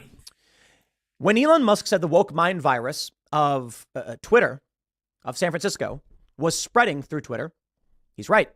And now you have TikTok, which is backed by China and is going to propagate pro-Chinese ideas. We recently learned that Chinese tech companies removed Israel from their map. Many people responded by saying, Palestine's not on the map. Like, in what way? Gaza and the West Bank are. And it says Israel because Israel is... Okay, first off, does he know that China and Israel are actually very, very strong allies? I just want to put that out there before, you know, any of the fucking, you know, the pro-Xi Jinping crowd drops in here and being like, hey, by the way, blah, blah, blah. Top Chinese tech companies, Alibaba and Baidu, have dropped Israel's official name from the digital maps available online. The move comes as the Chinese internet is getting inundated. Yeah, but where's the source? Okay, Business Insider. I'll trust Business Insider. Israel's name is conspicuously absent from the maps on the Chinese internet, report says. Israel's name is conspicuously absent from maps on the Chinese internet, according to the Wall Street Journal. Okay, all right. I will believe it. Internet uses China Observer that Chinese tech companies Alibaba and Baidu removed the name Israel from their online maps despite, well, by the way, they keep saying Chinese, but people do need to understand that China is still capitalist, right? It's they call themselves capitalist or socialism with Chinese characteristics, but it is still a capitalist state that is producing more billionaires quicker than any other country in the world. Like, they are kicking ass at the capitalism. Their economy is growing at a much faster pace than the United States. They are going to surpass eventually the United States in economic performance. It's state capitalist, and there are some state state capitalist ventures, and there are also obviously private companies, and those private companies can amass vast amounts of wealth. And when that happens, you will see what happens in terms of them getting clamped down. There was an entire controversy involving the creator of Alibaba and this very issue. So just so everyone is completely aware, no, China is not communist. China is not socialist. It is absolutely state capitalist. I'm surprised those two countries, those two massive companies, those two tech platforms would be so brazen, though. That by the way, here's where the whole fucking Alex Jones, of the beanie shows itself, is that at the end of the day, that has absolutely no evidence directly towards TikTok intentionally promoting, pro-Palestine messaging. Like, here's the theory with absolutely nothing to back it, simply based on the fact that there are more posts here saying stand with Palestine than there is stand with Israel. I'm going to posit this one as to why Gen Zers, who are, again, the primary market and the primary producers of TikTok content, why that's happening. Because they have eyeballs. That's why. Because they have eyes. They're seeing everything in real time in a way that a lot of other conflicts in history, especially for my generation, we had to see a lot of fucking grainy ass footage if you were watching it on the internet, if anything. But for the most part, you would be watching footage on television. And that CNN style reporting of the invasion of Iraq was very, very, very fucking pro-US interests. And that, yes, this is defeating terrorism. Like, people just collectively bought into a mass delusion. And that, like, you have to realize that mass delusion was completely acceptable to sit back and be like, yeah, it's okay to invade a sovereign nation and bomb it to the ground and kill tons of civilians in the process. And it's like, well, wait, what? And you go over there and commit war crimes? Aren't we supposed to, like, prevent this kind of stuff? I thought we decided, as a unity of nations, if you will, that we were not going to do things like this, especially without just cause. This is a country that hasn't directly attacked the United States.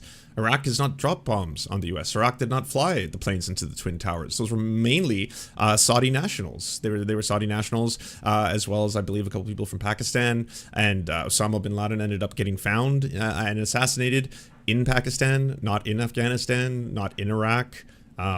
It's pretty wild that, like, it was just, people wouldn't even question it. Like, you could be talking to someone and being like, yeah, I'm firmly against the war, and then being like, why? What? Are you okay with terrorism? Did you think 9/11 was good? Are you pro 9/11, bro?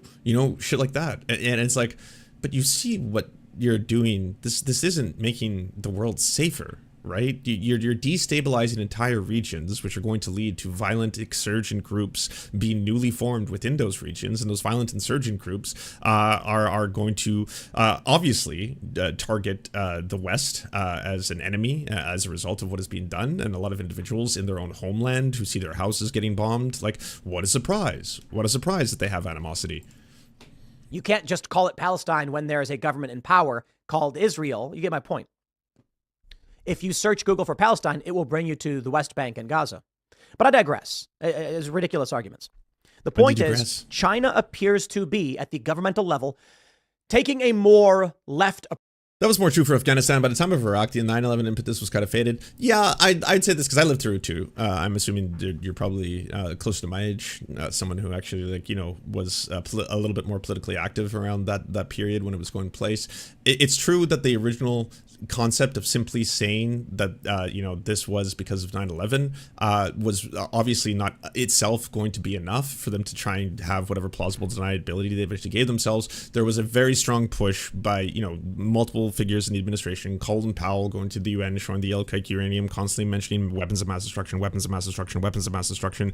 That was combined, though, and this is really important, that was combined with the general atmosphere of hyper-Islamophobia. And that hyper-Islamophobia pushed on by a lot of the new atheist movement style rhetoric, where it's just like, Islam is an inherently violent religion. It is the religion of conquest. It is a religion of slaughter and murder. And because of that, every single person could become radicalized simply by reading the Quran, and those who read the Quran may be, it's not them themselves who are doing this violence. It's certainly 100% religion. That kind of shit was playing directly into that, and they did try to loosely connect the two multiple times. There was a handful of times when it was like, there's an association, between Al Qaeda and other terrorist organizations. They may have been working together. This is the same kind of terrorism. I mean, he declared a war on terror. Like Bush was basically doing just this massive blanket statement where it's just like, you're with us or you're against us. You're with us or the axis of evil. And if you're the axis of evil, you are fundamentally, morally, acceptably, a bad person and worthy of whatever fucking conquest comes next. Yeah, mission accomplished. Approach to this, I should say leftist in view of pro-Palestine, by yes, I am removing the word Israel from the map, effectively saying it's a disputed region with no authority. On TikTok, this is what you get. Now, you could argue a couple things. One, young people are generally more pro-Palestine. That's why you see this. I disagree. I think... Why use logic? Why use the fact that a younger generation, Gen Z, when polled, shows to be overwhelmingly more progressive on just universally all issues across the board, from being pro-LGBTQ plus rights to being completely acceptable of marginalized communities to standing up against racial oppression. That's kind of where Gen Z's at. And I know in large part you might be saying, well, that's because of the woke mind virus. As you see, the numbers speak for themselves. This is an intentional campaign by China to influence our politics and teach us radical ideas like racism's bad. They're trying to teach you that. Trying to tell us we have to be guilty if we're white. I don't want to be guilty. I don't want to experience white guilt. That's all they're telling us, that babies are racist. That time is racist. That's apparently what they're teaching in schools. CRT. Have you heard of these things? And it's like, maybe, okay, something could be said about the messaging. Maybe it was the messaging, and maybe the fact that it came from a lot of liberal institutions, and then the fact that it was implemented in, I'm not going to deny that there are programs, and I think they are very worthy programs in a workplace to be able to try and explain things like, hey, by the way, in the workplace, you shouldn't sexually harass the women who work here simply because you're attracted to them, because they may not be attracted to you, and everyone has to work in the same environment, and having to sit there every day being like, oh, nice tits, might just be really fucking uncomfortable. So hey, yeah, that's bad. Don't do that. Don't do that thing, right? And then they go a little further, and then there's another course where it's like, hey, by the way, just want to say that, saying a whole bunch of racist jokes at the workplace and then trying to defend that racist joke all the time by saying, oh, by the way, I make fun of everybody, okay? I just want to tell you that I love black people. I'm just the N-word makes it funnier, okay? Like the punchline would land as hard if I didn't use the N-word, so that's why it's not that I'm not racist. That could make a shitty work environment for other people as well. So I don't think there's anything wrong with these kind of things. For younger generations who are absorbing a lot of their information, especially online, this information is out there, okay? You can choose to believe and live in a world of fairy tales where everything is benevolent, where everything that, the United States and Israel do is in the best interest of securing peace and democracy around the world, or you can do research on the topic and start to learn about these things. The same thing applies to everything. It's like why I keep, memeing that they're stuck in the 3 states of matter when it comes to the issue on sex. Trans people, cis people, they're the ones saying right now cis is a slur because they think trans is a slur, because they think that's a slur. They just imply directly that, oh, well, cis is a slur too. I'm not a sissy. You're the sissy. I think it's generally true, but I'll tell you this. We got banned. Timcast IRL got banned from TikTok for no reason. None. There are many people who post way more egregious stuff than we do. We're fairly moderate, middle of the road, and they banned us. They didn't explain why. They just turned the account off. I think we may be back on TikTok. I think the way TikTok works, and I really don't care, you got banned on TikTok? Ban your account, you just make a new one. And I actually think that's the better way to do it. The idea that you as a human being are permanently banned is stupid. And Ian Crossland talks about. You shouldn't say this part out loud. Don't give the game away publicly on a video that's going to be seen by hundreds of thousands. if you want to do that, which is ban evasion, you're describing ban evasion, which they have very clear terms of services against, by the way. Just rebrand and then, you know, don't make it, don't say it in a video. Don't be like, well, I was just banned off TikTok and I was just thinking to myself, yeah, there's no such thing as getting banned on any social media platform because you just make a new account. So I'm just gonna make a new account. Gonna call it, I don't know, Timcast2. See what they do. You're just gonna get fucking roasted, right? You're gonna speed run this shit, motherfucker. About this, saying that you build them an account, you break the rules, the account is gone, but you as a person can create a new account. And then if you break the rules again, the account is gone. And that's the way it should be. You start over, you make a new account. They say, and this is October 16th, the 23rd. It was actually, they say, now I don't know what they're trying to say here. Stand with Palestine at 123,000 posts, but only 11 million views. And Stand with Israel at 8,000 and 12 million views. Fascinating. At this time, it is presumed that many people are concerned over what Hamas had done.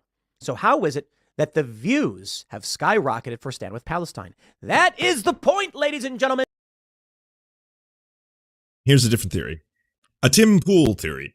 A lot of people were already educated on the subject. A lot of people knew about the subject. A lot of people had been alive to witness what was happening in previous bombing campaigns where a lot of civilians were killed, where civilian targets were targeted, where hospitals, schools, bombs were dropped upon, how a COVID testing center was just fucking, you know, wiped off the map, how an Al Jazeera journalist center was also destroyed under the auspices that it was because it was a Hamas headquarters, of which that didn't turn out to be true. There's been multiple accounts of things of which the IDF releases statements on that turn out to be completely falsifiable, such as the killing of journalists done by the IDF, which again is not supposed to be allowed. But yeah, people have been experiencing this for a very long time. I know there's a rumor going around that there was a huge contingent of people who were celebrating the slaughter of Israeli civilians on October 7th.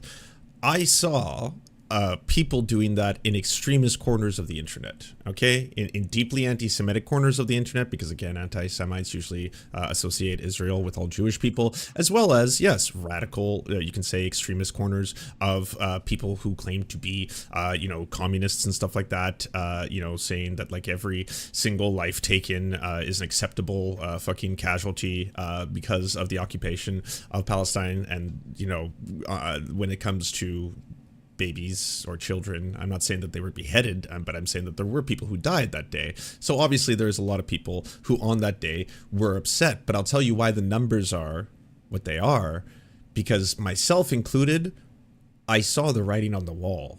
I was like, oh no. This was one of the biggest reasons that I was really, really also fucking angry at people online who were just like fucking furious posting while everything was going down, because you know what's going to happen next, right?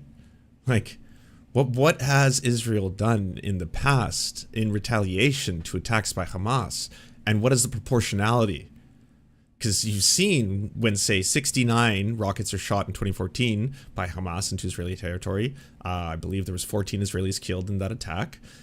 What was the response? What happened afterwards? What was the campaign that took place until there is obviously fucking global moral outrage on this kind of stuff? And when you witness it, like I could see what was about to happen. You know, it's not even a prediction thing. Any single person who's been observing this conflict for a while is going to come to that conclusion, and immediately just see like, holy fuck, we are going to see immense suffering of Palestinians in Gaza right after this. That is what is going to come next. And it came so fast. It was so quick until the announcement that they are cutting off an already suffering population from all food, from all water, from all fuel, from all medical supplies. Their strategy right out of the gates is literally going to be starving a population of half children. 1.1 million children in the Gaza Strip. That was how it fucking started. And, you know, everything that's come afterwards, which obviously is just beyond human imagination right now in terms of horror, is bringing a lot of people to that conclusion that, holy shit, this is bad. This is bad. I mean, it's one thing to say Israel has the right to defend itself. It's another to be militarily supporting this ethnic cleansing taking place right before our eyes that we all see in real time. Because again, we have so much access to technology now. It's cheaper than ever to own a device that's capable of filming war crimes, upload those war crimes via the internet, and then the rest of the world will see them. And because of that, yeah, it's no surprise to me that a lot of young people, Gen Z, who already skew very far left in terms of a lot of their progressive ideas and values and all that kind of stuff, a lot of them watching this, seeing this, are saying free Palestine. That's like that part is not at all a conspiracy. That's not surprising. Despite... Again, that's just a theory. Just a theory. I can't know for sure. There being more posts for Palestine, the views were substantially less. And then it would appear TikTok as a corporation intervened and boosted those views. And now you get it. Why is it that we have 16-year-olds in high school marching through the hallways chanting from the river to the sea? Well, let's talk about it. First, Israel should not have bombed a refugee camp, even if it's to target a commander. Don't care. The analogy I made early in the morning. Cuando para mucho, sí, yo paro por mucho tiempo. That's like the guy who attacked your family is hiding in a crowd of civilians, so you start indiscriminately firing on the civilians. Yet you're going to prison if you do that. And I get it's war, and that was the point I was making, that you can justify whatever you want in war, but the winners are going to win. Like the winners are going to control the narrative, and you can't punish the people who have seized the power. My point is, it is not to just outright defend Israel, because Israel deserves criticism, absolutely. However, what does from the river to the sea mean? And I think there's a bunch of ways you can break it down.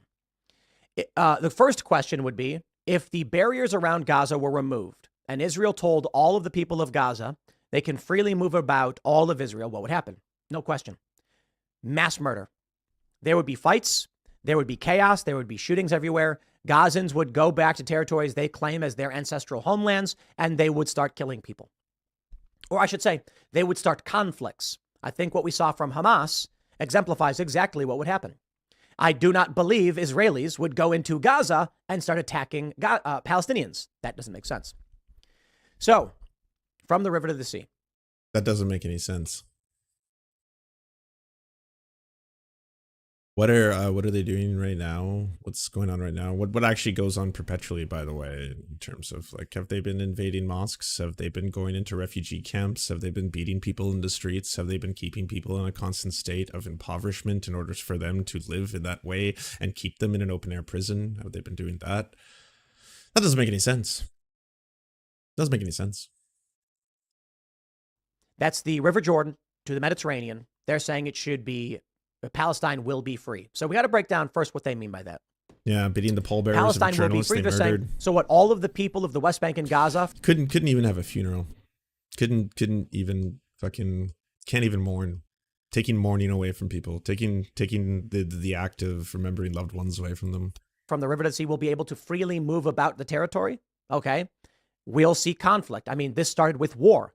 You had several wars, and it would likely be war again, especially if the I feel so bad for people whose primary source is this, you know, like this is going to be like, so, yeah, I didn't know a lot about the conflict. I was, I decided to, you know, pop on the old Timcast and I got some ideas and theories. Basically, you know, Palestinians are kind of like subhuman monsters who will kill anything in sight. So like they can never truly be free. They can't do that. The opposite is completely true about Israel. Like Israel would never attack Gaza. That doesn't make any sense. And so, you know, because of this dynamic that plays itself out, you know, deeply anti-Semitic statements are being made by anyone who's basically supporting Palestine. And I will draw a distinction between them supporting Palestine and Hamas, but I will say every single person at the protesters, like all of those protests, they're all supporting Hamas. I'm going to say that. So that's what I learned. It was another good day. The argument is that settlers are not civilians and they're illegally occupying the land. That would then go to say that when these children are chanting from the river to the sea, they're saying the Jewish people who live there, and some for generations, should be removed. What do you do with them? You know what would happen? I got to tell you. What have they been doing with them? Let's just say accommodating view would be all of the Jews of Israel would be put in concentration camps. If you're calling Gaza an open air prison or concentration camp, that's what they would do to the Jewish citizens the Israeli citizens. And I say Jewish because there are Arab Israelis, and the argument from the left is that they're okay. There are and it's Christians in specifically Gaza. The Jewish people. Okay, so it's the government and it's the people who are there. They're illegal settlers. There's no other explanation for what they could mean by this. They can try and take the light approach and be like, we're just saying equal rights for all Palestinian and Arabic people in the region or whatever. By the way, he's basically just propagating right now that like Palestinians, especially Palestinians in the Gaza Strip, they are inherently, bloodthirsty, and given the opportunity, every single one of them is basically a Hamas fighter in waiting. That's it. It's maybe if Hamas stopped firing rockets, sure, whatever. Why are high school students chanting? Oh no, Tim said as of like when this, when the bombing campaign began, Tim was initially talking about it because everyone just keeps saying, why won't you talk about Israel Palestine? Why won't you talk about Israel Palestine? And like I'm just like I don't know a lot about it. I don't know enough about to talk about it, kind of thing. And in terms of like, hey, if you don't know anything about a situation, don't speak on it. I mean, sure, that could be applicable to a point where if you are covering news for a living, right, if that's your job, even if it's an opinion piece for entertainment purposes, you should probably do some research on the subject so that you can speak about it and not keep your audience in silence. But that switched, because I guess he's had a couple guests on, he's had a couple people to talk to him about this, and they've pretty much reiterated the stance that Palestinians living in Gaza, if given freedom, if given their land back, right, if given autonomy, if given the ability to no longer live under a complete supervised distribution of food, fuel, water, and medical supplies, of which so much of their food and medical supplies are dependent entirely on aid foundations, and apparently 40% of essential medical supplies are not even available in Gaza in the best of times, right, when there isn't bombing campaigns going on. So if that ends, then naturally they're going to put every single person in Israel in a concentration camp. That's what Tim Pool is saying. It's because of TikTok, because of the algorithms that are being pushed. Because of TikTok. Now, I want to show you this video. And so it began. Yeah, we've already watched this video. I want to get to... Where's the woke mind virus? Teach me about the woke... Oh, did you not even play the clip? I wanted to see... Violence and got away with it. Conservatives got banned for saying learn to code because they kept bending the knee to their local politicians. The pressure they felt... I'll make it really simple for you. Sorry, conservatives got banned for saying learn to code? What are you talking about? Conservatives got banned for saying learn to code. What? I don't know if I even have to Google this one. Because they kept bending the knee to their local politicians. The pressure they felt... I'll make it really simple for you. Democrat politician goes to Twitter and says, hey, we represent California and San Francisco, and we're going to raise your taxes unless you do what we want. And they go, done. This is why Washington, D.C. exists. There was fear that if Congress and the Capitol were in a single state, that state would have massive influence over the federal government. The history of Gaza is a new Adam Conover episode. I am going to consume that. Oh yeah, I still haven't watched this one either. We don't really have time. I'm just wondering. Oh yeah, okay. I want to see him talk about this. The Joe Rogan contention. What was it ultimately that the weed smoke just blowing in his face?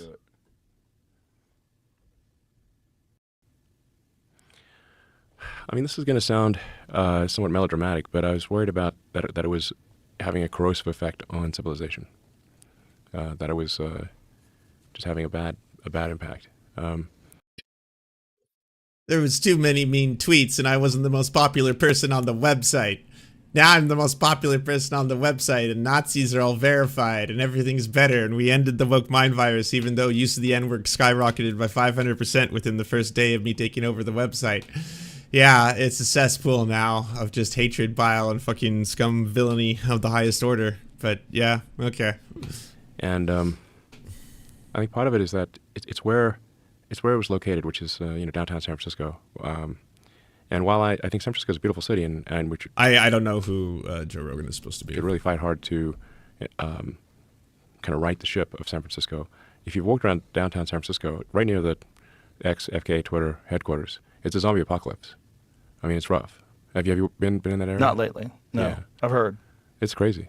I've heard it's crazy. I've heard you really can't believe it until you actually go there. You can't believe it until you go there. So now you have to say, well, what philosophy? So what is creating poverty? What is creating homelessness? What is exacerbating that? It's the woke mind virus. Yep, it's the woke mind virus. It's representation in movies. That's what's doing it. Every single time you see a woman as a Jedi, or a black guy as a stormtrooper, but a prominent one, as lead in the film, that's the woke mind virus infecting all of us. And we don't notice that's how insidious it is. We just sit there being like, ooh, lights. Those lights are swords, and they're swinging the light swords at the other sword. And look at that, zap, zap. But you don't know that that's actually the woke mind virus infecting you at that time. Led to that outcome.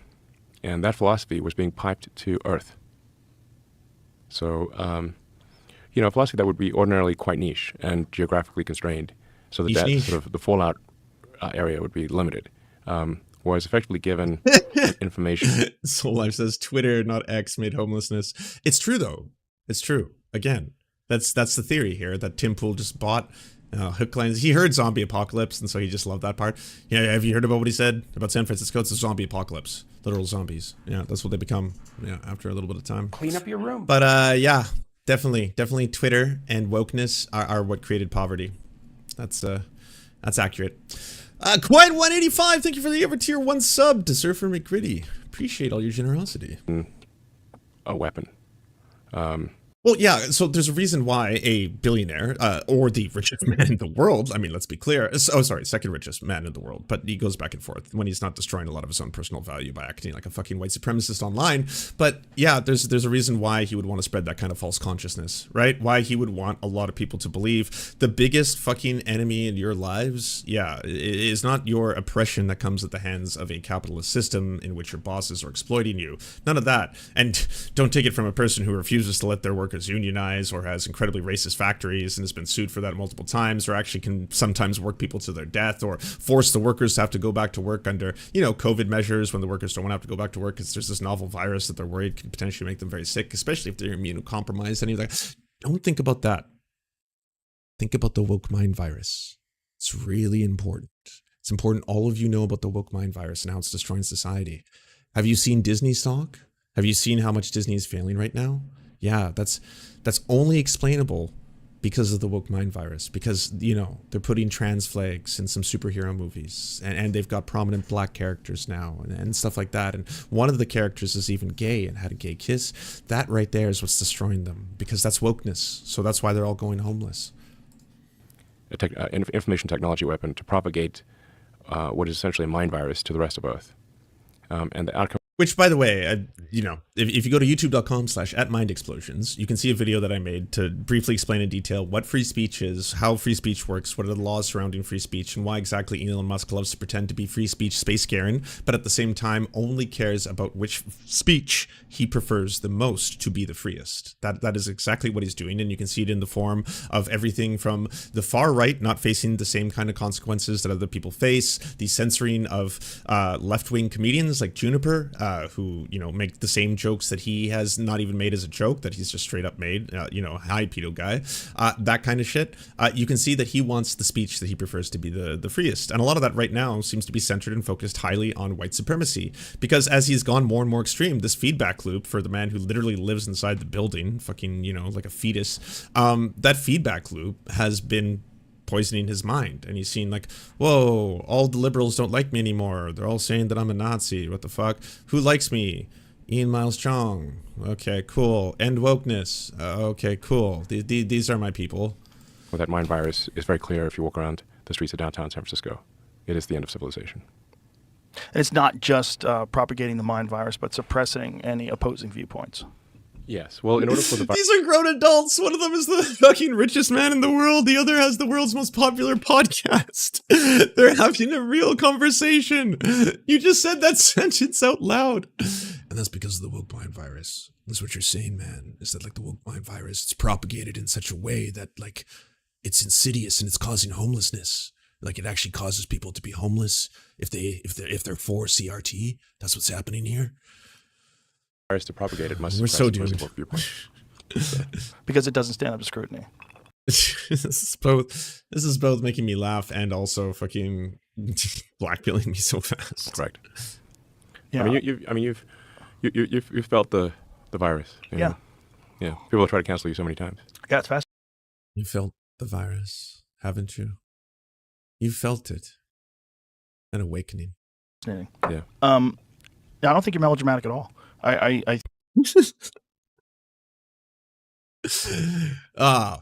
If we survive And I'm an optimist, always have been. I contend we will, all right? I defend that we will be able to defeat the fascies and the baddies. I still, even as bad as things get, you know, I'm still pulling for humanity. I think years later, it's going to be just, it's going to be baffling to try and explain this, you know, to kids. To try and be like, yeah, so while there were all these problems in the world that were easily identifiable and they were being exacerbated entirely in part due to the fact that wealth concentration was going to such a small percentage of the population, and a lot of the systems that we had in place continue to exacerbate the very things that were accelerating things like climate change. We knew all of it. We had very, very clear indications. Scientists were incredibly clear about it, as well as a lot of people, and eventually reached to the point where politicians were kind of self-aware about some parts of it, but they never ever wanted to go after daddy capitalism, because at the end of the day, that was really feeding their wonderful lifestyles that they had for a time.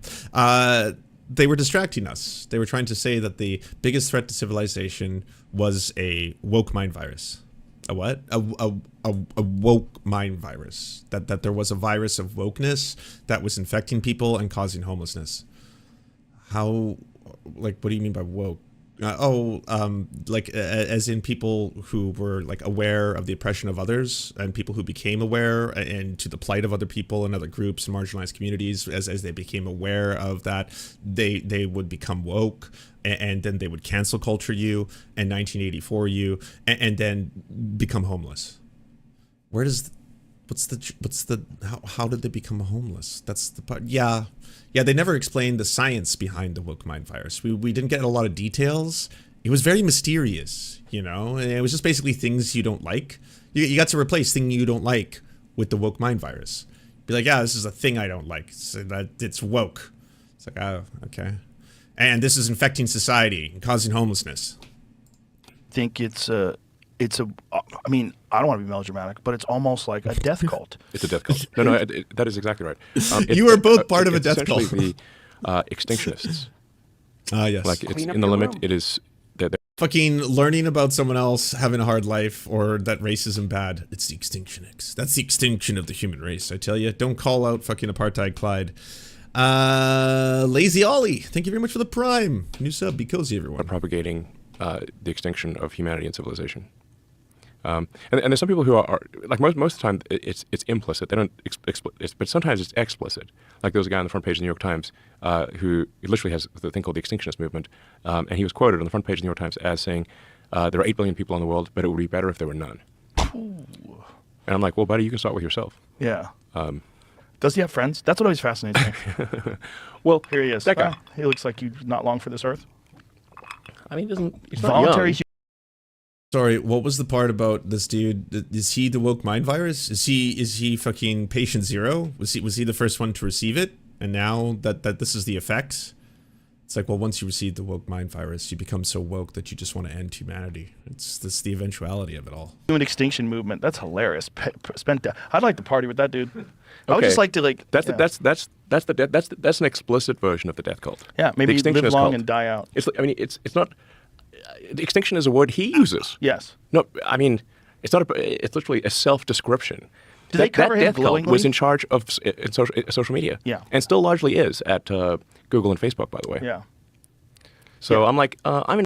Well, I've learned some things. Absolute fucking gibberish. You know, fucking drooling on yourself style gibberish from Joe Rogan and Elon Musk here. Fucking going off about woke mind viruses making people homeless. Yeah. Get woke. Get woke, kids. Get fucking woke. Because, you know, fascists are trying to tell you that none of this shit is real. That your real problems... I mean, again, the whole thing is a distraction. The whole thing is to distract you. It's to spread false consciousness. It's to keep everyone thinking the real problems in the world aren't the actual things causing the problems in the world. Mass alienation is not as a result of capitalism. It is a result of a woke mind virus. It is a result of immigrants trying to replace both Democrats or Western society. All this kind of stuff. I mean, all of it is to reinforce the systems that are already in place. And as people identify those systems and how they affect people, and they write about it, and they start entire fields of study, say things like, I don't know, sociology, entire fields, right? And look at Du Bois and all of his work in that field, and how that field has expanded and grown so much since then to identify how a lot of these systems of structures and power, how they affect us. Like, then that's garbage. That's the woke mind virus. Yes. Critical race theory, that's the woke mind virus. Yeah, and you got to watch out, because it's going to get you. It's going to hurt you. All right, friends, I got to sign off for now. I'm taking a break before the Leftist Mafia. Leftist Mafia is going to be online everywhere that internet is seen and sold. It is also going to be on Mind Explosions on YouTube because I'm still trying to get the views on that channel up so I can monetize it. So please come watch it at youtube.com/mindexplosions. Nowhere else. Don't go anywhere else. Don't you dare go to another place. Don't give Matt Binder that money. All right, that is shameless Matt Binder. But also tonight's a very special episode. We are going to be doing a canvassing. We're going to be teaching people how to reach their politicians to demand a ceasefire. How to reach their politicians to demand an end to all military support to Israel, how to reach their politicians and how to write to them, how to call them, all that kind of stuff. We're maybe even going to do a call or two, and I'm going to have to remind my co-hosts that watch what you fucking say, okay? Because don't ever leave threatening voicemails to politicians. Don't send threatening emails. Do not do that. It can get you in a lot of trouble. I'm also going to be sending you to a fellow Indigenous streamer. Go support Indigenous streamers. If you are watching on YouTube, I still don't know how to do that because I'm a boomer until I die. So it's twitch.tv/KHNIX. Go join in on the raid. Go join in the fun. Go send love, support, all of that beautiful stuff. And I'll see you at 5:30 pissed. 5:30 pissed. And then we'll see it then. All right.